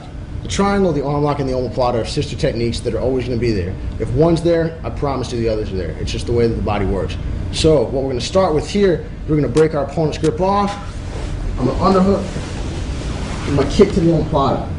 Once again, it's important that I make this omoplata real. When I used to try to do this, and it wouldn't work out too well for me, I'd chill out like this. I'd be waiting, and guys who were good would not move. Guys who weren't so good would walk themselves right into the triangle. They just come right into it, but there's no need for someone at a high level to do that because there's no threat of the sweep here. He's in trouble a little bit, but there's no pressure down. So when I want this omoplata, I'm going to snap down hard. So now I know that when Jim comes up, I catch the back of his head, and I catch my omoplata. The keys on this one, once again, the small points here are the posture control that really make it work. So when I do catch the omoplata, snap down. Remember, the omoplata is not a perpendicular position. The triangle is. However, the omoplata is a parallel position. So what I need to do is I put my hand on the ground, scoot, and snap down. My feet are chilling in front of me. They wouldn't be if my end goal were the omoplata. If I can break Jim all the way down, that's great. My feet would be all the way back here. However, because I know Jim's pretty strong, big upper body, it's going to be hard for me to do that. What I want to make sure I'm doing is I'm ready for the triangle, so my feet are hanging out here. He can't see where my feet are, so he doesn't really understand. It's hard for him to know exactly whether or not I'm going for the omoplata or the triangle. If he could see my feet, if he could really look at me, then he'd know. If he looks over this way, I might adjust. But if I can tell that he can't see what's up, I'm just going to keep my pressure down, keep leaning forward. This foot's going to stay put because I really don't want to get stuck over here, and I don't want to get rolled over backwards. So the second that Jim comes up, I open my omoplata, I reach inside with my outside hand, catch the back of the head, and I snap him into the triangle, immediately locking. So from a different angle, we go omoplata. I scoot back. Jim starts to posture up. I open, I reach inside, and you snap right into the triangle. So one time at competition speed.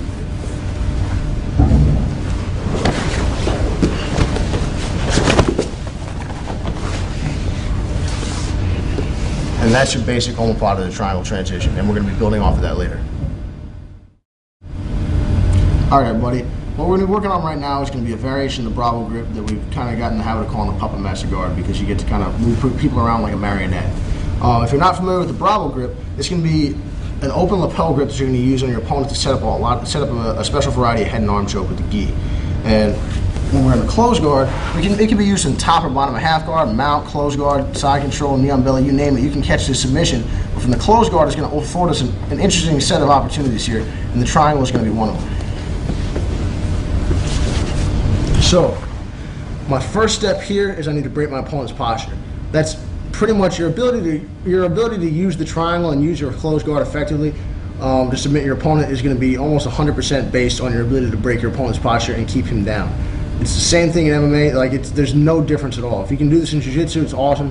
Do it in MMA, it's important, because if he's up, he can either pass my guard, punch me in the mouth, you name it. If he's down, really can't do anything to me. I mean, he can at least take these little chip shots, but nobody's getting hurt. And in jiu-jitsu, also no one's going to get submitted from here. And I'm also certainly not going to get passed. So my goal right now is I'm going to break Jim's posture, and now I'm going to reach inside and open his lapel. I'm not going to reach in here because I'm not going to reach inside of his arm. It's going to be too difficult. There's too much. It's too tight in there. What I want to do is I'm going to open my feet. I'm going to reach inside and open his lapel. I'm now going to turn it.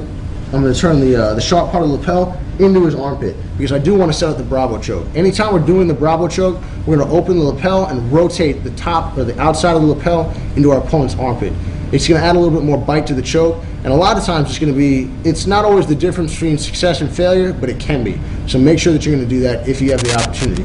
So I open the lapel and I pass it to my left hand. In this particular case, a lot of times you're going to find this is my end goal here, this grip, but it's going to be hard. See how there's not much grip for me here? My grip might pop off. It's going to be difficult. I might not be able to do much with it. So this is where the Puppet Master guard comes in. So right now I've opened the lapel. I'm now going to scoot to my hip and I'm put my foot into Jim's lapel.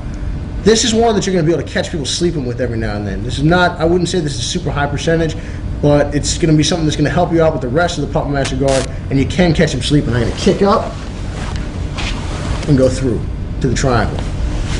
So here, the longer your opponent's arms, the easier this is. So right now, it looks a little bit difficult, but to be honest, the longer your opponent's arms, the easier time you'll have. So I'm controlling Jim's posture, Remember, this is hooked under his armpit, so if he's not clamped down here, which a lot of times people won't be, when you put your foot in here, it's going to move his arm.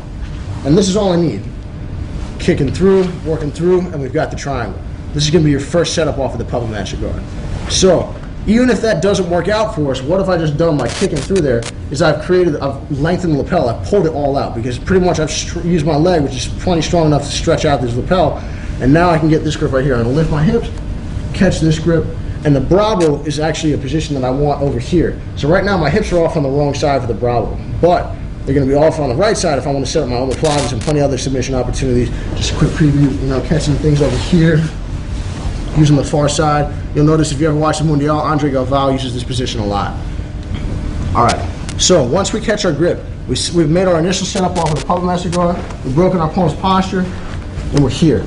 I'm now going to reach palm facing me inside with my thumb facing out, inwards towards my opponent, and I'm going to grip right here. I'm setting up my number one submission from here is the Bravo. I've also got different arm bars here, and the Bravo choke is going to be as follows. It's going to be when I drag this arm across, scoot all the way out, and finish a head and arm choke right here. This is an excellent submission, and the threat of this is really what's going to set up the triangle.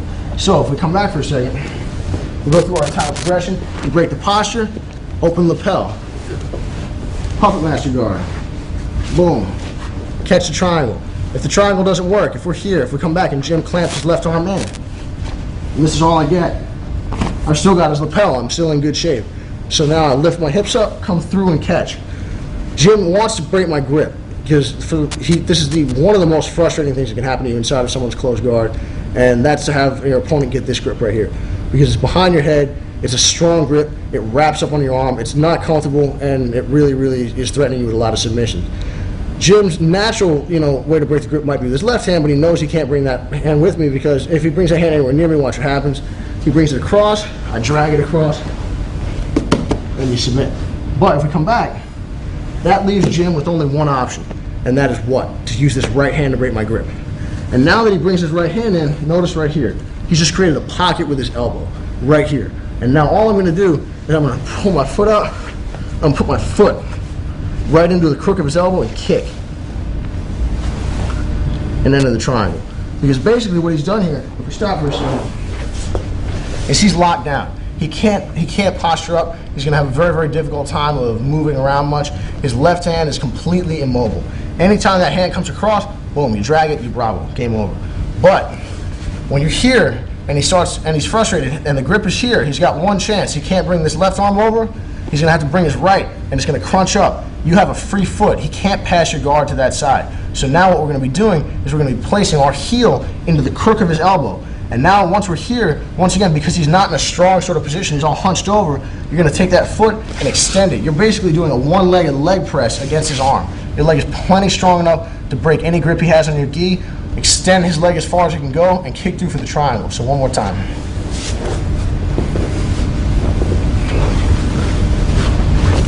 Boom. Break your opponent down. Open the lapel. Kick to the triangle. Jim clamps in. I can't do it. I get my grip. I start to scoot out a little bit. Jim decides that he's not a big fan of being in this position. He attempts to break my grip with his right hand. I'm going to scoot backwards, put my foot here into the crook of his elbow, and extend straight into the triangle. And we're going to finish the choke. Those are going to be your two basic triangle setups out of the Puppet Master guard. Alright everybody, our next triangle is going to be a specialty triangle action. This is going to be a defense to the Bravo from the half guard. The Bravo is a very common attack now in high-level gi competition, and you're seeing it more and more in the United States as well.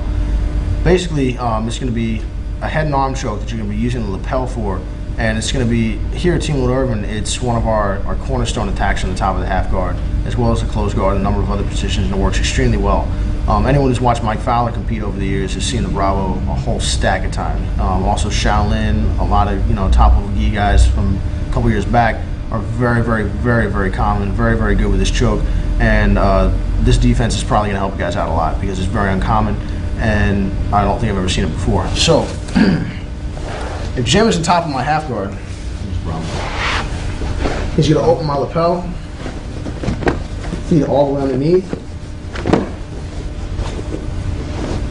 reach his right arm across, so go through the whole choke, and then just drag my arm across, drag me onto my side, and finish the choke. This is an excellent opportunity for Jim. If he gets that grip, I'm in a lot of trouble. However, the keys to escaping this are going to land us right into a triangle that's going to not only surprise your opponent, but also going to impress the chicks in the crowd. So, anyway, so we're here. As soon as Jim gets this grip, I'm going to let him reach across. Now I'm in trouble.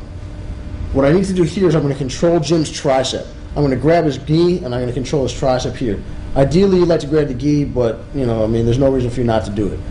The thing here is most people, when they do this choke, the keys for this choke are that they're going to try to drag you onto your side. The reason it's so effective is because your standard half guard wisdom is saying, all right, let me get on my side real quick. Sadly for me, standard half guard wisdom is about to get me choked unconscious. So what I need to do here is I'm going to kick Jim out of my half guard in this particular case. All I want to do is a lot of times, actually if we come here, a lot of times what's going to happen is people are going to cut across your half guard from this position out here. This is the most common spot where they want to be finishing the Bravo choke. So what Jim is going to be doing is he's going to be reaching for this arm to drag it across my body. As he does, I'm going to get a mirror grip on him. So he's still got me, but I've got a grip as well. This is all that saved me. I have to control his arm as much as he's controlling mine. So now here, my outside leg, my left in this case, is going to knee him in the butt and bump him out of my half guard, because right now I need hip mobility in order to defend this, and I have no hip mobility. So boom, I bump him out of my half guard. He's still thinking he's cool. Everything's fine right now. And this grip right here, Jim's right arm, which is into my lapel, is going to be something that many people would get like a psychological attachment to, because it's difficult to get and it's very close to a finish. So as Jim starts to posture back up to finish the choke and drag my arm across, I'm extending his arm with my left. I'm going to take my left foot inside. Now here's the key. This is the tricky part right now. My outside foot is going to come through the gap, kick through. I'm going to now use my left leg to corral the back of Jim's head. I can't just try to snap around, or he's going to do what? Posture. Exactly. So what I'm doing here is I'm using the back of my knee to bring him in. The back of my knee brings him in, and we lock either a regular or reverse triangle. Again, Jim is cut across my half guard, and he's setting up his Bravo choke. He gets a grip, I get a grip. He keeps going. He gets a grip, I get a grip. I immediately knee him out of my half guard. He's still going to be in a good base. He's not in a bad position here, which is why we're going to catch him with this setup. I come back, foot comes up, foot comes in, corral him, and we catch the triangle choke. This is absolutely one of my favorite setups of the triangle, because people are going to try this choke on you all the time. Even if you're not successful with the triangle, you will recover your guard. There is no risk whatsoever to this technique. If someone gets that close to the Bravo, you have about two opportunities. You have this one, and you have this one. So for the most part, we're really going to want to try this, and this is going to be an excellent opportunity. One last try, and we'll go at competition speed.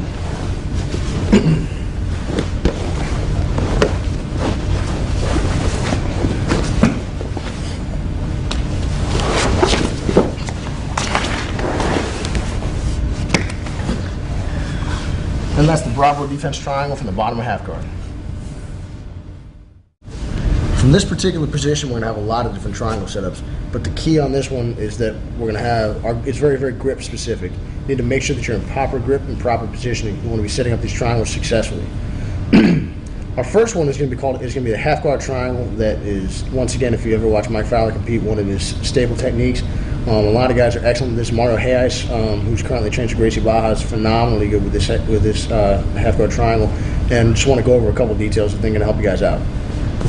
So, the first thing that we're going to be doing here is, once again, we're back in common half guard wisdom on this one. We're on our side, we're trying to keep our opponent off us a little bit, and right now we're going to be using our shin to keep in front of our opponent to keep him away. When I say using my shin, I really mean using the top of my knee, because we're only talking about the top like 4 to 6 inches of your knee. I don't want to get all the way across here, because Jim can sprawl in on me and collapse my knee. I'm stuck now. All I want to do is I really want to control, it's like very similar to like a hip lock. And all I'm going to do is I'm going to crisscross my ankles, or my ankles can be dangling, If it's no-gi, you're typically going to want to crisscross your ankles. It's really just to give you that tiny little bit of extra second if someone tries to go for your feet. But right here, we want this pressure. So now with my left hand, I need to make sure that I overhook my opponent's arm. You can catch these triangles from here. There's a lot of different ways you can do this. The most common setup we're going to be using is going to be off of an overhook with our left hand in this case. If I'm on my right hip, my right side, I'm going to be, rather than underhooking, I'm going to be overhooking. So we're here, and I'm going to grab Jim's lapel. So now, I'm going to extend him. Using my left leg here, I'm going to extend him out with my shin and my knee to keep him away.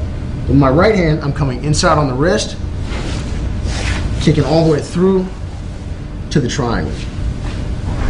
So, we're back in the half guard. Jim underhooks me. I immediately overhook and I open his lapel, I pass the grip. So now if you can look up for me, Jim, so see, we're here, I extend, my foot comes through. If it gets caught in the gi, no worries, just walk it straight through and we catch the triangle. Alternatively, let's rotate our angles a little bit. If you feel like your legs are a little bit longer and you're having a difficult time with this one, a couple different options you can try are right here. If you feel like you're having a rough time here, what I'm going to do now is I'm going to put my foot heel in on the outside, on the crease of Jim's hip to keep him off a little bit. And it's going to give me a little bit of extra space that I might need, and my legs aren't going to get quite as jammed up.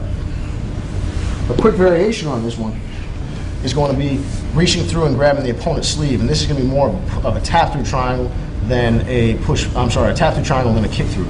So we'll go once at competition speed with the one we just did, and then we're going to work back through with the tap-through version.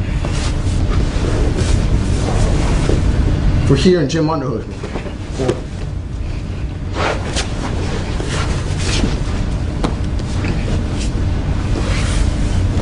It's not the most graceful triangle entry in the world, but it definitely works really well. You kind of have to force it a little bit. All you need to do is create that space. In addition, a quick point that I want to cover on this one is that, remember, you want to be able to go back and forth between tap through, rotation, kick through, 1, 2, 3, 1, 2, 3, back and forth and around in a circle. And if you can't get that foot all the way through, I can just bring my knee inside as follows.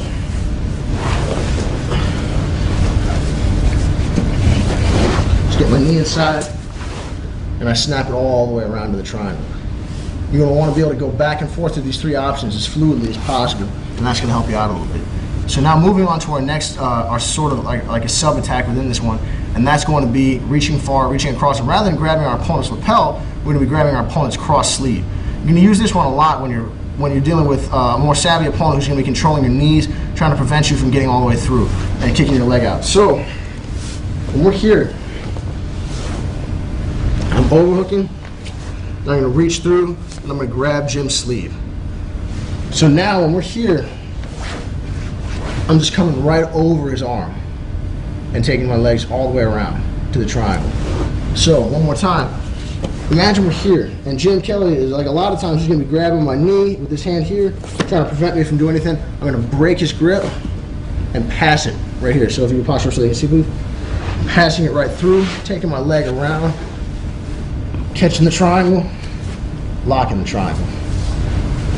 And those are going to be your two basic half guard triangle options right there. One with the grip on the lapel, one with the grip on the sleeve.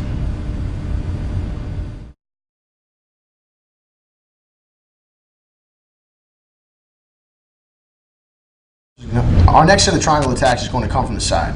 Side control is probably the most dominant top position, and as a result, it's a great position to attack with the triangle from. The key is dominating the near arm. If you can control the near arm, it's going to be your easiest attempt. It's going to be your easiest set of attempts at the side control triangle, because it's really going to require the least amount of movement on your part. When I'm on Seth's side, the basic key that I'm looking for here is I like to bring my left knee inside of his armpit here, inside of his elbow. So if Seth's got his elbow in, I'm going to lift up, bring my knee inside, slide it to the ground, and now I want to replace my knee and bring it as high underneath his head as possible. I'm going to start coming up, and now the key here is I'm looking to control Seth's arm in the crease of my hip, between my side, the inside of my arm, my hip, and my armpit. So we're here. Now, I'm going to bring my right knee into Seth's hip, because from here, what we're typically going to look to do is improve our position. If our opponent doesn't want to do anything, if he doesn't want to give us anything at all, we're just going to mount him. But in most cases, people are going to respect the mount, and they're going to worry about you advancing your position to a place where you can either A, score 4 points in a jiu-jitsu tournament, or B, start to strike a little bit more efficiently from in a mixed martial arts and self-defense situation. So if we're here, I slide my right knee up. Here I'm now going to immediately place my knee on Seth's belly. It's not going to be heavy. It's not a heavy sort of position like a normal knee on belly is. However, in most cases, if you just start to slide your knee across, you're going to get this reaction. As soon as you do, I'm now going to check Seth's hand, and I'm going to use third point pressure. I'm going to lean my body weight into him, controlling his wrist, and I'm going to step over into the triangle and finish. Start kicking you. So again, for regular side control here, I'm going to slide my left knee in this case, because I'm on my opponent's right side. It would be my right knee if I were on his left side. Here I slide all the way up, I pinch tight, and I apply shoulder pressure. If I'm just trying to chill out, that's fine. But if I want to get mean with it, I'm going to start to roll my shoulder into Seth's jaw. So now, when I do bring my knee up, he's not even going to be able to look. He's not even going to be able to see what's going on here. So the second he puts his hand down, I check it, I step over, and then lock the triangle. And we finish. The big cues on this one are going to be that we're using the knee on belly attack, the slide to mount, to set up our finish for the triangle. If you don't get the reaction you want, it's not that big a deal. Here's what's going to happen. We lock in our position. If Seth doesn't want to move, that's fine. Now we're just going to work for our arm lock from the mount and finish here. So basically, he's kind of in a real bummer of a situation, because he's triangled if he does defend, and he's mounted if he doesn't. And as a result, this is going to be an excellent position to attack from. All right, guys, here's another opportunity from the side. Basically, what we're doing here is we're forcing the omoplata position. We're forcing the finished position of the omoplata sweep, where our opponent's arm is trapped between the legs from side control, and we've either A, just swept, B, flared off from a mount, or C, we just forced a position on our own. So, okay, if Seth's on his back and I'm on his side, I can be, applying side control pressure in a variety of ways. But here, all I'm going to be doing is I'm going to slide my right knee inside. So we're here, we're typically pulling up, we're controlling the position. What I'm going to do now is I'm going to slide my right knee inside, and now I'm going to pick up Seth's wrist, and I'm going to control his elbow. What's going on now is I'm figure fouring my feet, and I'm trying to control Seth's elbow as much as possible, because I don't want to be here. It's not necessarily wrong per se, but notice how I don't have his elbow trapped. Seth has a lot more mobility. He can attempt to turn into me. He can give me all kinds of trouble. I don't want any part of that. So if we come back, I'm going to lift his elbow, and I'm going to drop it. So now Seth's elbow is supported on my left thigh. This hand's great because I can now try to wrist lock. I can do any number of different things here. But right now, I'm going to control his arm here, and I'm going to step my right leg over top of Seth's head. You'll notice you can conceivably be here as well underneath the head, but with the underhook, you're going to have much greater success, because if things go wrong, you just bail back out to side control. So all I'm going to do now is right now I'm controlling, making sure that I've got Seth's elbow, because I need to make sure that I have this arm right here, because if I don't, I'm going to lose the triangle. So if I'm triangling Seth's right arm, I'm going to lift my hips up, slide across for the triangle. Again, I'm on side. I take Seth's arm, I slide my knee through, I catch the elbow, I slide the right leg, my near inside leg, on top of Seth's armpit or his shoulder. I pick up the elbow and I replace with my outside leg. You can try these kind of cheese ball arm locks. You're not going to be finishing many people like this at all, because even though I can hyperextend Seth's arm, I'm never going to be able to break it here, so he's not going to tap to that. I can try to, but it's an excellent distraction tactic, because it's going to be able to keep him busy, keep him concerned about anything other than what I'm about to do. So we're here. If I do come back and control Seth's elbow, and now what I want to do is I want to make myself light. I'm not trying to be heavy here. I'm going to drop, and I'm going to slide the right side of my thigh and the right side of my hip across Seth's chest and lock in the triangle. And by virtue of the position, I'm already perpendicular. So let's go into a couple different ways that we're actually going to be able to get to this position outside of just forcing it. Same position. Imagine, say we started from the guard, from a bottom position. You start out here, and I hit an omoplata sweep one step. And he rolls through. We're here. I can either sweep here if we come back for a second. Yep. I go back to the omoplata, step forward through, and I sit out. And I catch the position. Same position, same triangle. Alternatively, imagine I'd attempted a mounted triangle, and I had to bail out. I missed it. So we drop down. The arm is still between my feet. No reason to give it up. I just suck that elbow back in, lock it up here, and I glue myself to Steph's upper body. So here, and now same scenario. I slide my right leg all the way across my inside leg, and finish the triangle. And that's going to be the slide across triangle from side control.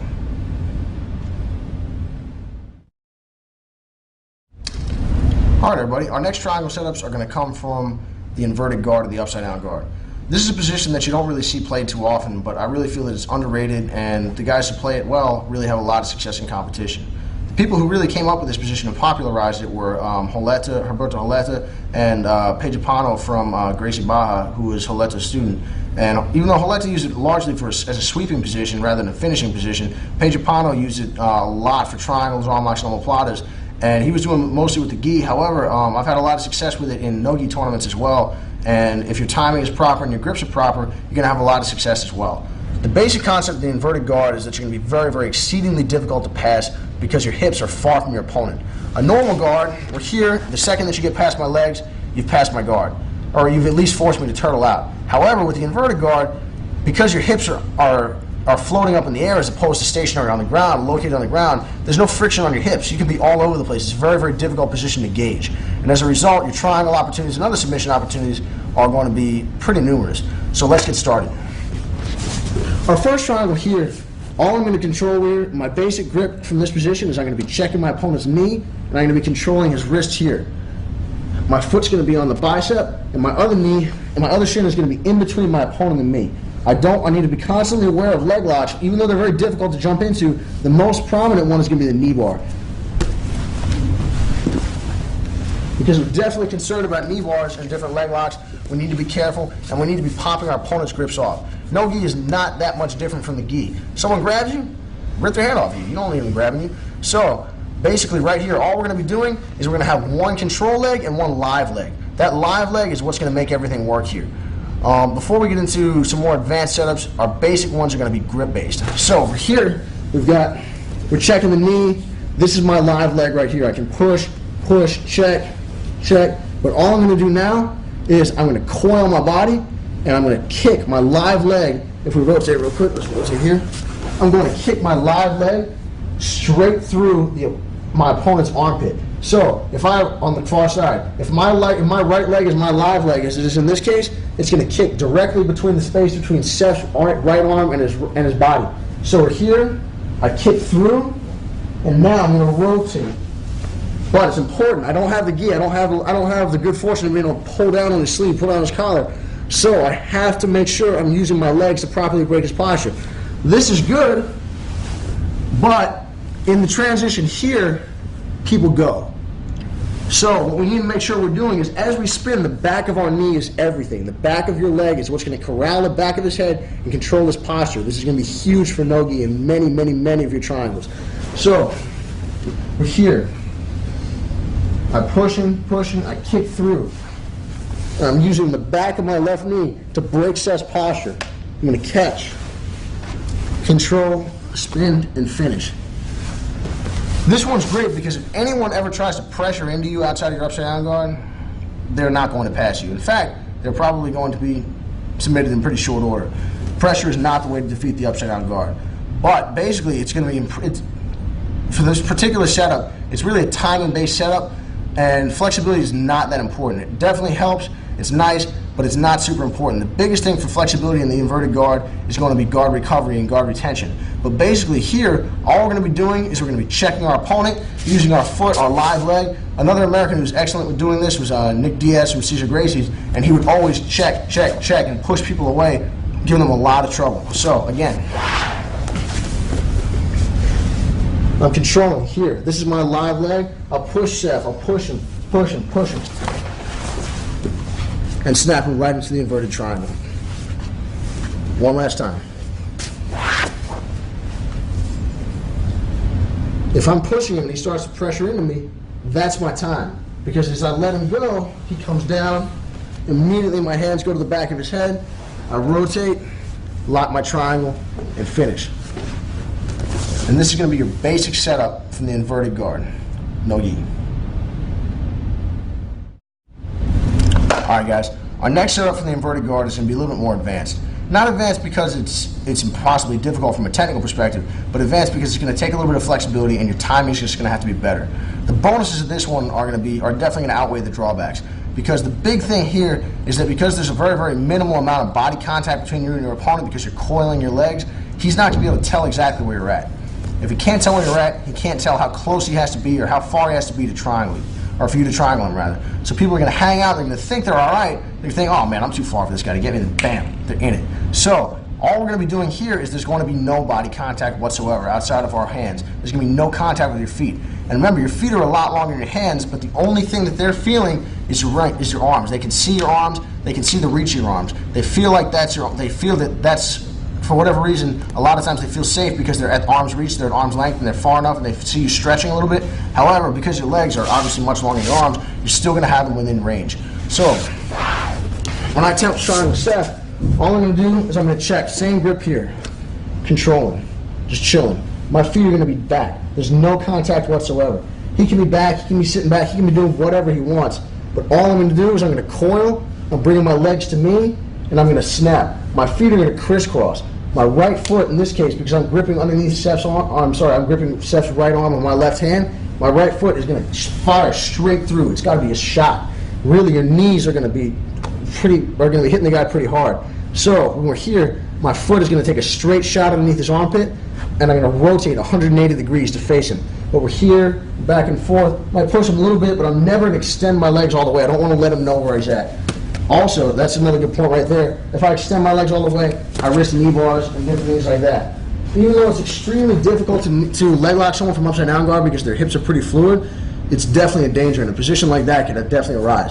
So we're here, my legs are just chilling, the back and forth, and then boom, we snap straight up at him. Again, we're here, back and forth, chilling, and you snap straight into the triangle. One more time at regular speed, if we angle this way. Okay, so we're here, we're chilling. I might scoot myself away, get yourself a little bit of an angle. Boom, back, back, back. And they're in the triangle before they know it. So to be honest, this one's not quite as technique-based, but once you get your basic grip-based inverted triangle down, you can fire into this one much, much more quickly, and you're probably going to be catching the better guys out of this one. All right, our next triangle setup is going to be a pretty unique one that's going to come off the omoplata. You can enter the omoplata from just about any position, obviously, top, bottom. There's a lot of guys who are just excellent with the omoplata, and they can catch it from just about anywhere. Although the most common positions are going to be, the guard, your spider guard, close guard, half guard, and all the variations thereof. But basically, for this one, we're going to have a couple different interesting triangle setups, as well as a couple small points in the omoplata that we think are going to make a big difference for your game.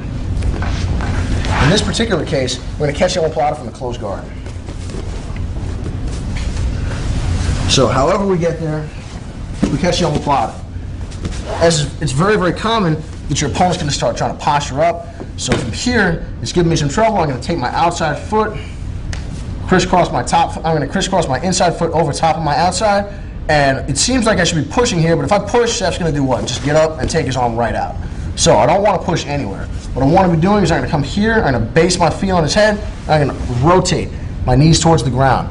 This is going to break Seth's posture. Immediately, I'm going to pulse my hands, scoot away, and now, let's rotate for a second. And now I'm going to switch my hands.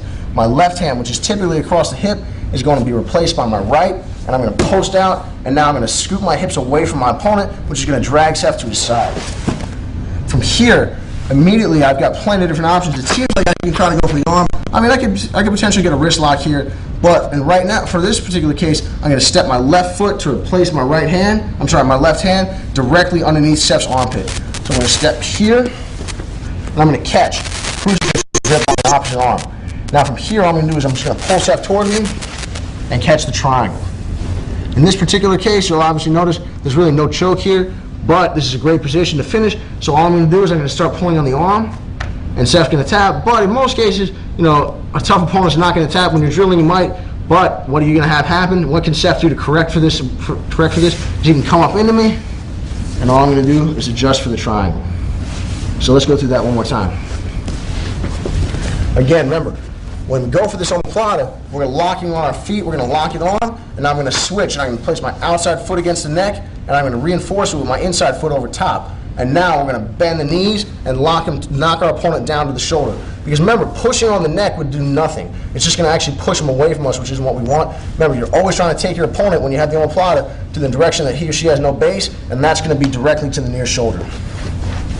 So, when we catch the omoplata, Seth's posturing up, outside in, boom, crunch down. Immediately now I switch and I scoot away to drop Seth to his hip.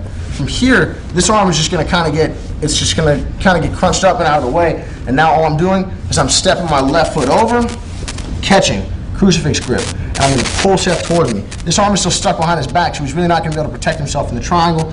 I pull him towards me, crisscross my feet, lock my figure four. From here, we're just going to be controlling, going for the arm. And the second that Seth comes up to compensate, watch as he switches to figure four, lock it, and adjust to finish the choke. An alternative finish from here is going to come from the exact same position. So if we're back in the omoplata,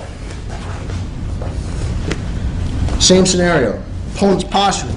I can't keep him down. Foot, switch, plant, switch, scoot away. Only now, when I attempt to break Seth down, he's going to fight against me. And all I'm going to do is I'm going to let him. And I'm going to drive straight over him and into the triangle.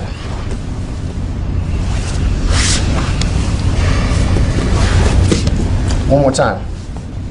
Same scenario. Control your opponent's hip. I'm trying for the omoplata. I can't break him down. Switch, switch, punch.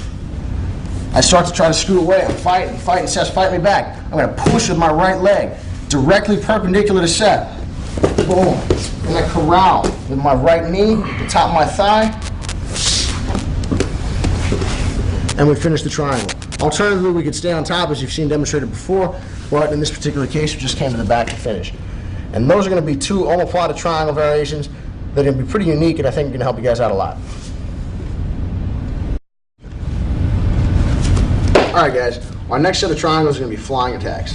One of the biggest keys on this one that I really can't emphasize enough is that timing is the key, but also it's important to know when to do this. Not just the timing of the physical attack itself and jumping at it, but it's important to know when you can do it in regards to when your opponent's posture is broken. I can speak from personal experience from having jumped up at a flying triangle when I was practicing one time and getting caught and slammed straight on the back of my head. And I think I lost a few IQ points, but gained a valuable lesson, and that was, do not attempt to jump a flying triangle when your opponent could potentially do a squat. The time to jump flying triangle is when the guy's bent over, as if he was shooting a single leg, or if he's just got poor posture in general and you're able to break him down. You do not want to jump at your opponent when he can catch you and you're going to have you're going to be up above his shoulders, because bad things can happen. And obviously from an MMA perspective, bad things will happen. So make sure that when we're going for these, the key is breaking the posture and timing your flying triangle so that you land softly, so that your opponent is carrying your weight whether he wants to or not. All right. Basic ways we're going to set this up. There's going to be plenty of different ways. The better your wrestling is, the better your hand fighting your wrestling is, the more likely you are to land this sort of thing. So when we're here, when we're wrestling with an opponent, if you can, you hand fight, snap him. The key here is all I'm going to do is I'm going to pop him down. And then as soon as Steph starts coming back up, I'm going to immediately hop over. However, common problem with the flying triangle is people jump straight at it and they fall flat on their back. Why? The big thing here is if I jump over Steph's arm with this leg that's coming over his head, that's not my weight-bearing leg. That's not the one that's going to support me. The leg that's going to support me is my off leg, my right one in this case, that's going to cut underneath Steph's arm because it's going to go across his back. It's not, the other one is going to come up and lock on after the fact. But in the beginning, it's important to jump sideways so that when we're here, I don't hop over, I hop under, because we're checking this leg here and we're hopping our right leg underneath. So unless I'm light as a feather, make sure that when you are doing this, you're hopping with your low leg, the chopping underneath the arm leg first. So we're here, we're hand fighting back and forth. I'm going to snap Seth. I'm going to hop here. Because this is all I need. This is the leg that's holding me up. This one is going to snap over top. If I lose this leg, I fall flat on my back. And Seth is going to pass or do other things, and I may or may not be dead. So make sure that when we're here for all of our flying triangle setups, we're hopping. If I'm jumping flying triangle on Seth's right arm, my right leg is the one that's going to be bearing the weight. So we're here, we're hand fighting. Our basic flying triangles, I'm going to check Seth's left. I'm checking Seth's right arm. I'm chopping my right leg underneath his left, and I'm going to hop.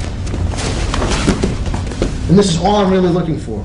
I don't need to lock up here right from the get-go.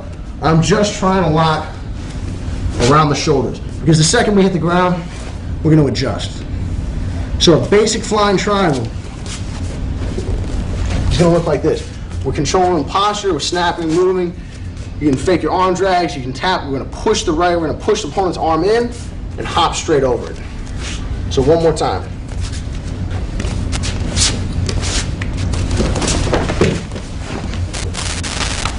Let me finish the flying triangle.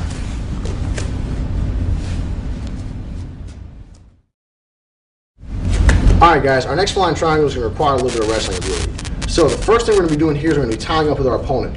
However you like to snap your opponent down, you can, but the basic idea here is I'm almost going to snap into a single leg, although not a single leg with good posture. The same way that we stepped out of our opponent's guard before when he sat up around our leg and we hopped around it, we're going to be using here, only we're going to flying triangle our opponent. So we're here. If I snap Seth down to a front headlock and then snap him again, what's he typically going to do? He's going to get on my leg. The second he does, I rotate out and I hop in for the flying triangle. We're not attempting to flying triangle from a position as if we were here on a good single leg. He's just going to let you go and you're going to fall on your head. If I'm down here, this is a great time to flying triangle me. So, again, you can set this up any way you like, and conceptually, anytime your opponent's in poor posture from that single leg, feel free to try to jump into it. Although it's a risk, you have to understand that this is a calculated risk because you're attempting to hop into this flying triangle, but it's at the risk of sacrificing 2 points. So make sure you're at a time when your opponent's not going to be able to posture out, will be able to consciously make the decision just to let you go.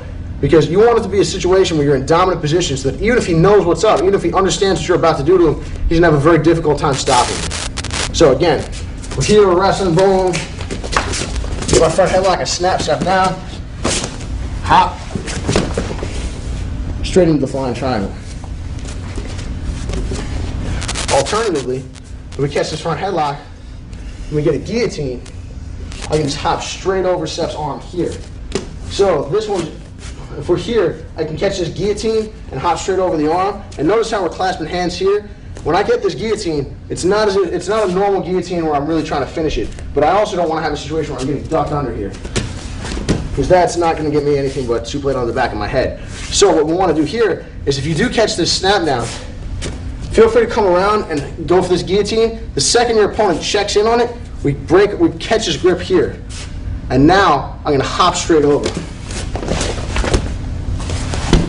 right into the flying triangle. The more your opponent's going to be able to carry you, the better it'll be. This is more of a grappling tournament-based move because in certain situations, your opponent's going to catch you.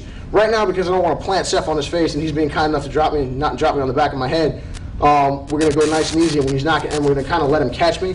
But the basic concept here is you don't need your opponent to catch you. You're going to impact a little bit, but you don't want to be in a situation where you're jumping up and he's catching you for real. This is just for demonstration purposes. So one more time here, boom, snap him down, guillotine. He attempts to catch. I catch his hand, hop straight over it, and finish the flying triangle.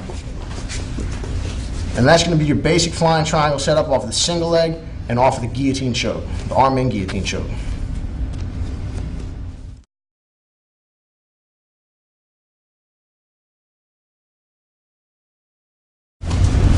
All right, this is going to be a triangle defense to a very popular no-gi pass that you see at a higher level competition. In this particular case, Seth's going to underhook my left arm, and he's going to hop to his left.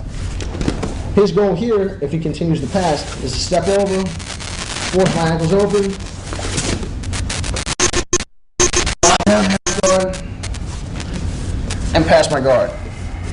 If my goal is to triangle someone, that is directly not helpful to me at all. So, because I'd rather not have him pass my guard if I can avoid it, I'm going to decide to triangle him instead. So in this case, when Seth goes and underhooks and hops, I'm going to figure four my legs. Or at the very least, I'm going to keep him close, pinched tight to his hip. What I really want here is I want Seth's elbow to come back towards my feet. The second it does, I'm going to check it with my hand. He doesn't feel a lot of danger here from the triangle, but that's only because he doesn't know he's about to be triangled like this.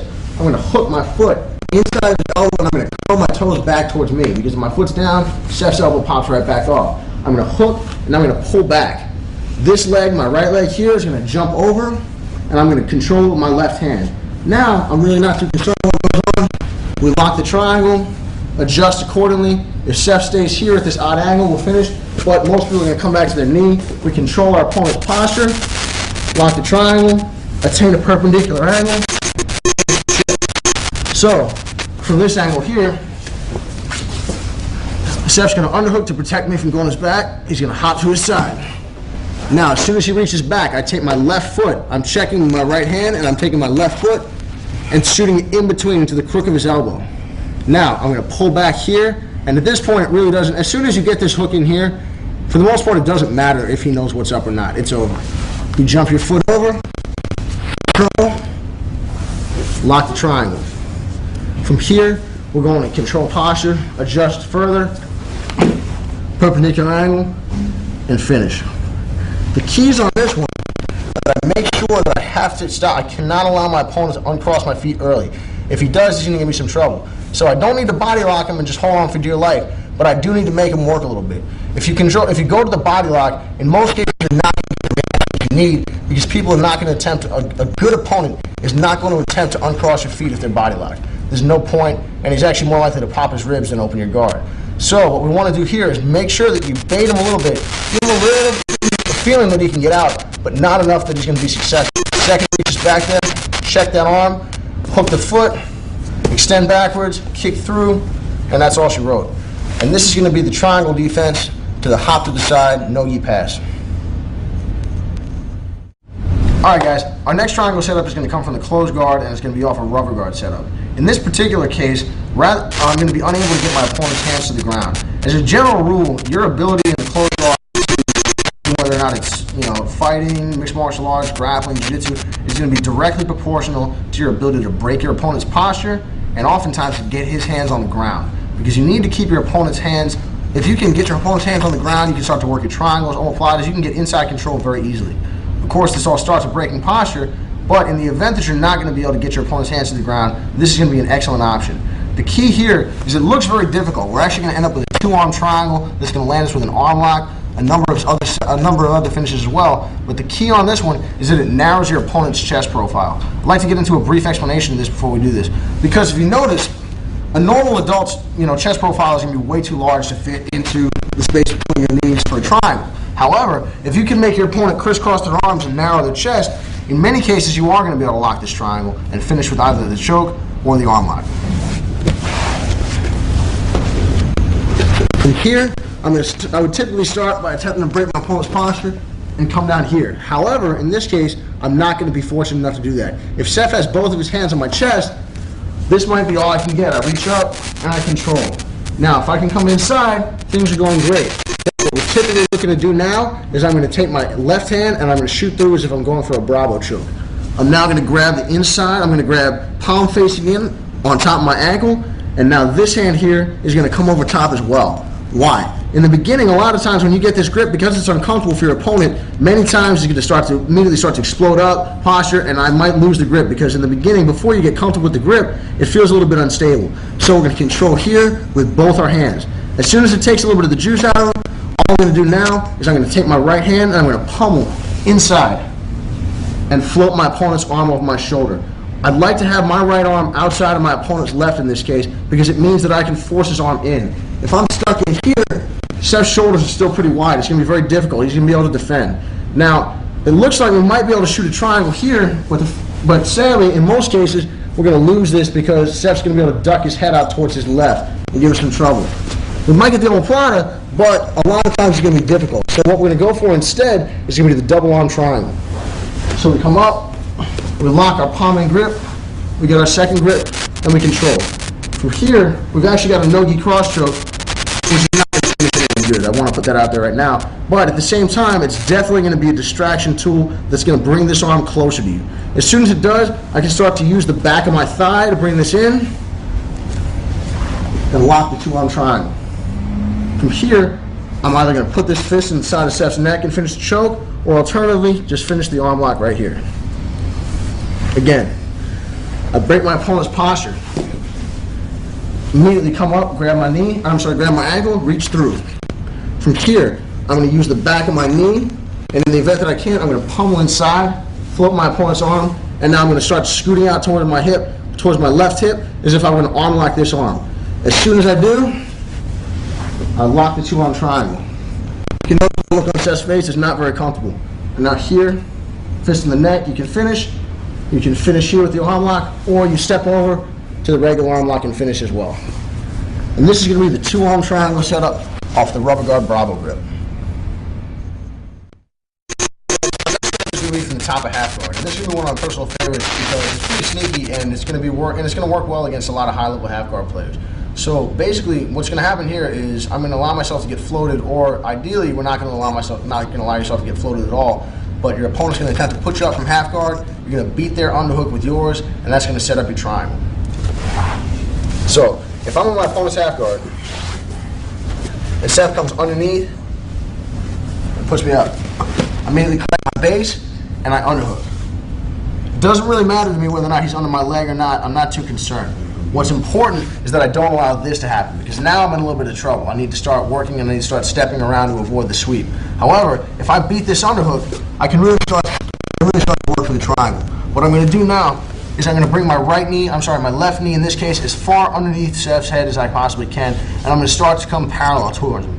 Because if I'm perpendicular, right now I'm parallel, but I'm up on my knees, I can potentially dump my butt, I can be put over there. What I need to do is I want to be sitting on the ground parallel to Seph right over here. So what I'm going to do is I'm going to bring my knee here. I'm going to start to come underneath him. It's very important that I maintain this underhook as much as I possibly can. And I'm going to be leaning out here. If Seph tries to come up in this direction, if Seph comes up here, I'm not really in danger of the sweep. So if we come back, I'm underneath and I'm keeping his head off the mat as well. With my left thigh, it's going to keep his head off the mat and it's going to make it difficult for him to move. Now, I'm sinking my weight out. I'm going to bring my leg here. I'm going to kick his knee out and bring my and lock the triangle right away. From here, we can start to finish the reverse triangle from the back. There's nothing wrong with it, but to be honest, it's not nearly as high percentage as this. So what I'm going to do is I'm going to drag Seph to the side and finish the reverse triangle here. I'm working the triangle with half guard. Seph puts me up for the sweep. I immediately beat the underhook. From here, if I can walk this arm all the way out, I will. But in certain cases, it's going to be difficult. Sometimes it'll happen, sometimes it won't. But all that's most important is to stay under. My right arm needs to stay underneath Seph. So now I immediately drop underneath and start sinking out here. If Seph tries to uncross his feet, or if he's loose, I'd step my foot right out. But in most cases, people are going to have a little bit of recognition. They're going to know what's up. Get my foot out here. Once this foot comes out, Seph's in a lot of trouble. It's going to be very dangerous for him to attempt to bring me to his right, because if he does, I start kicking and he walks himself right into the triangle. As soon as I get put up in half guard, I beat the underhook right here, come underneath. Foot comes out, lean, kick, triangle. Even though Seph's arm is underneath, I'm not that concerned. Why? Because if I have to, I can bring my foot here and rotate to the arm lock, or I can continue rotating all the way around to the regular triangle here. Anytime you're in a reverse triangle sort of situation, when you're in the mount here, I'm kind of given, I really have two directions. I can go left or I can go right. If I go left, I'm going towards the reverse triangle. If I go to the right, I'm going towards the arm lock, and then I'm going to follow with the triangle. So if I want the arm lock, what I'm going to start with, I'm going to bring my foot across, take my foot out, and catch inside of Seph's armpit here. This is going to make it difficult for him to spin out. Now immediately I post my left hand on the ground, scoot perpendicular, and I crisscross an X on my opponent's forehand. So if you lift the hand up so they can see Seph, you're X'd on this hand here. Why? Because now I'm going to be able to, if Seph gets a grip, break the grip here, and finish. But alternatively, all it takes is a small rotation of my right foot.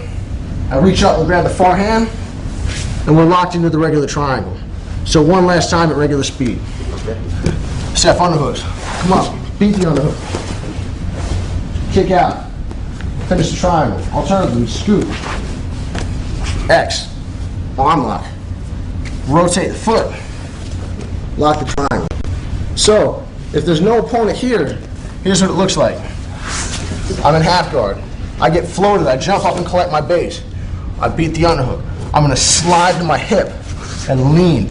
I'm trying to scoot and scoot and scoot to my butt, so I'm going to be able to easily get my foot out. As soon as I do, I use my outside foot to kick my other leg, to kick the opponent's top leg, freeing my other foot, and I immediately lock the triangle. Why? As soon as I can, I always want to lock the triangle. It gives me the most room for error.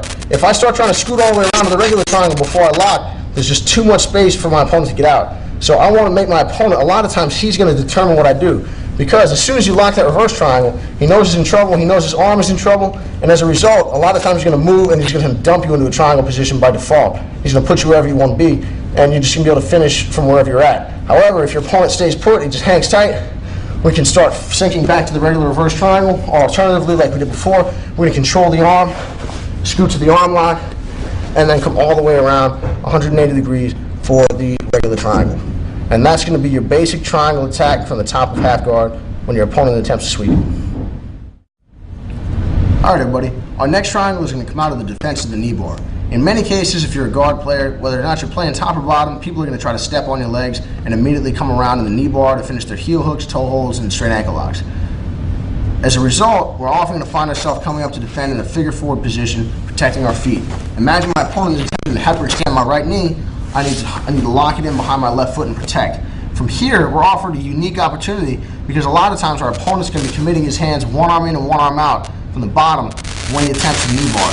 As soon as he does that, and we successfully defend, a lot of times you're going to have the opportunity for the triangle. So, if I find myself in a knee bar with Seth, I know that my right leg is in danger. So immediately, before it gets hyperextended, or if it is, I need to kick his grip off, and I'm going to figure four. I'm going to bring my right ankle into the crook of my left knee and come up on top. As soon as I'm able to free, if we rotate, okay, actually let's start that over. If I find myself in a knee bar here, I'm in a lot of trouble, obviously. Ideally, I'd like to stop things before they get to this point because Seth is checking my other leg and I'm going to be in a lot of trouble here. But in the event that I have to, you know, it kind of goes beyond the scope of our course right now, but I can control the arm, control the leg, and try to kick my leg free. So from here, I immediately figure four and attempt to come on top. Why? Because if I just hang out here, Seth's just going to go to another leg lock in progression and forget about it. I'm about to be submitted. So from here, the second I can, I come up on top. Right now, if I were to step this leg over, Seth will be one arm out and one arm in. So, as soon as I can, right now I'm figure four, I'm going to sprawl my hips in, take my leg out, and I'm going to step my left leg over top of Seth's arm. So now that I've cleared both of Seth's legs here, I'm going to step my other leg over his arm and hop into the triangle. In some cases, this particular triangle attack is going to work out when your opponent attempts to come up on top of you. In other cases, you're going to end up coming up on top out of the leg lock and kind of hopping into a flying triangle yourself.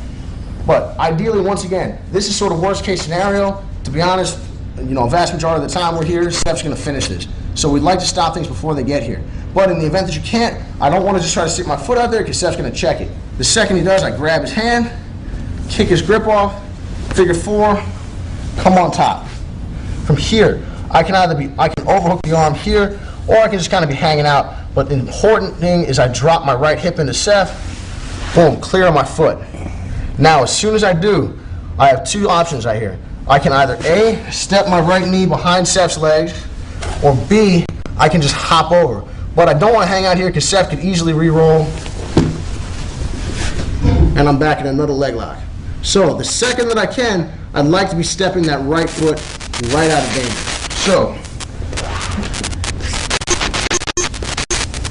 check, kick, come up,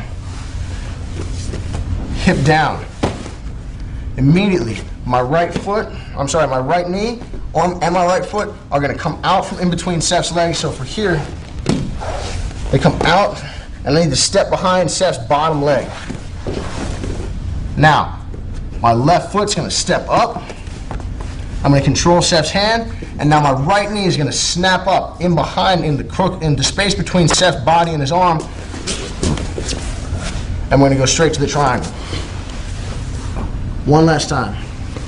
Would always like to get on top out of the knee bar because I'm going to need this. I'm going to need gravity on my side and weight on my side in order to reliably break open Seph's feet. So we're here. I kick, bend my leg, come up on top, hip down. Right knee goes immediately behind my opponent, controlling here. Step your foot, and you drop in. Once again, the common theme here that you'll notice is the corralling motion with my right knee here underneath the arm. It can allow me to potentially step for the arm lock or continue to roll through the triangle. And that's going to be the triangle defense to a knee bar. Alright guys, our next triangle is going to come from the top of the X guard. This is obviously not an ideal position. This is not the sort of place you'd like to hang out because the fact of the matter is there are guys who are so good with their X guard that you get yourself put up there, you got a very, very high percentage chance of being swept. It's very, very unlike most other guard positions where sometimes you can serve. It's very, very difficult. So what we want to do here is escape the position as quickly as possible. But if you recall the half guard triangle from the top, there are many similarities here. So there are going to be a couple different ways that people are going to play their X guard, but in the event that the opponent attempts to put you up with the X guard towards the near side, you're going to be able to have a very, very good shot at triangling. I was able to catch this particular triangle at Grappler's Quest West, and if you check out the BJJ experiment blog, you'll be able to get a look at the video there. The second that Seph puts me up in the X guard, I know I'm in trouble. Doesn't really matter how we ended the position, things should be going pretty bad here. So immediately, the concept stays the same because the X guard, I guess you could consider it a variation of the half guard. So what I'm going to do is immediately beat the underhook right here. I need to get my elbow to the ground, and I'm going to start to try to kick out. There's two separate ways that I'm going to be able to do this. I'm either going to hop over, or I'm going to allow a sweep. Ideally, I'd like to hop over because that, in most cases, against a better opponent, it's going to allow me to scramble and stay on top. If I fail on the triangle, and that's going to save me 2 points, it could cost me the match. However, in some cases, you're going to get swept, and it's just kind of a bummer. And if you fail and you miss the triangle, them's the breaks. But the fact of the matter is, it's still an excellent option here. So we'll go with the first option where we step over, and then our second option is going to be when our opponent attempts to sweep us, and we just kind of give them that false sense of security before trying to choke them until they're purple. So we're here. As soon as I can, I'm going to force forward. I'm going to crawl my hand forward. I'm going to kick out. Now from here, I'm going to take my right leg over, and I'm going to high leg it out before stepping back through and locking the triangle. So again, let's rotate a little bit. I get put up in the X guard. I'm standing. As soon as I can, I get this knee to the ground. I need to get this knee on the ground because if I'm up here, I'm going to get swept. If I'm standing, if my opponent forces me to stay standing, I'm not going to be able to get sufficient control over his arms. He's able to use his legs to keep me at length, and my arms just aren't long enough to be able to control the scenario. So what I need to do is I'm going to put my knee down closest to my opponent's head, and I'm going to put the majority of my weight there. So I step down, I underhook. I'm going to crawl my hand out, boom, high leg out, step up, and step through. Once again, the crook of my knee is corralling and catching the crook of my opponent's shoulder. And we're going to catch the switch figure 4. And as soon as our opponent comes up, we're adjusting to the triangle.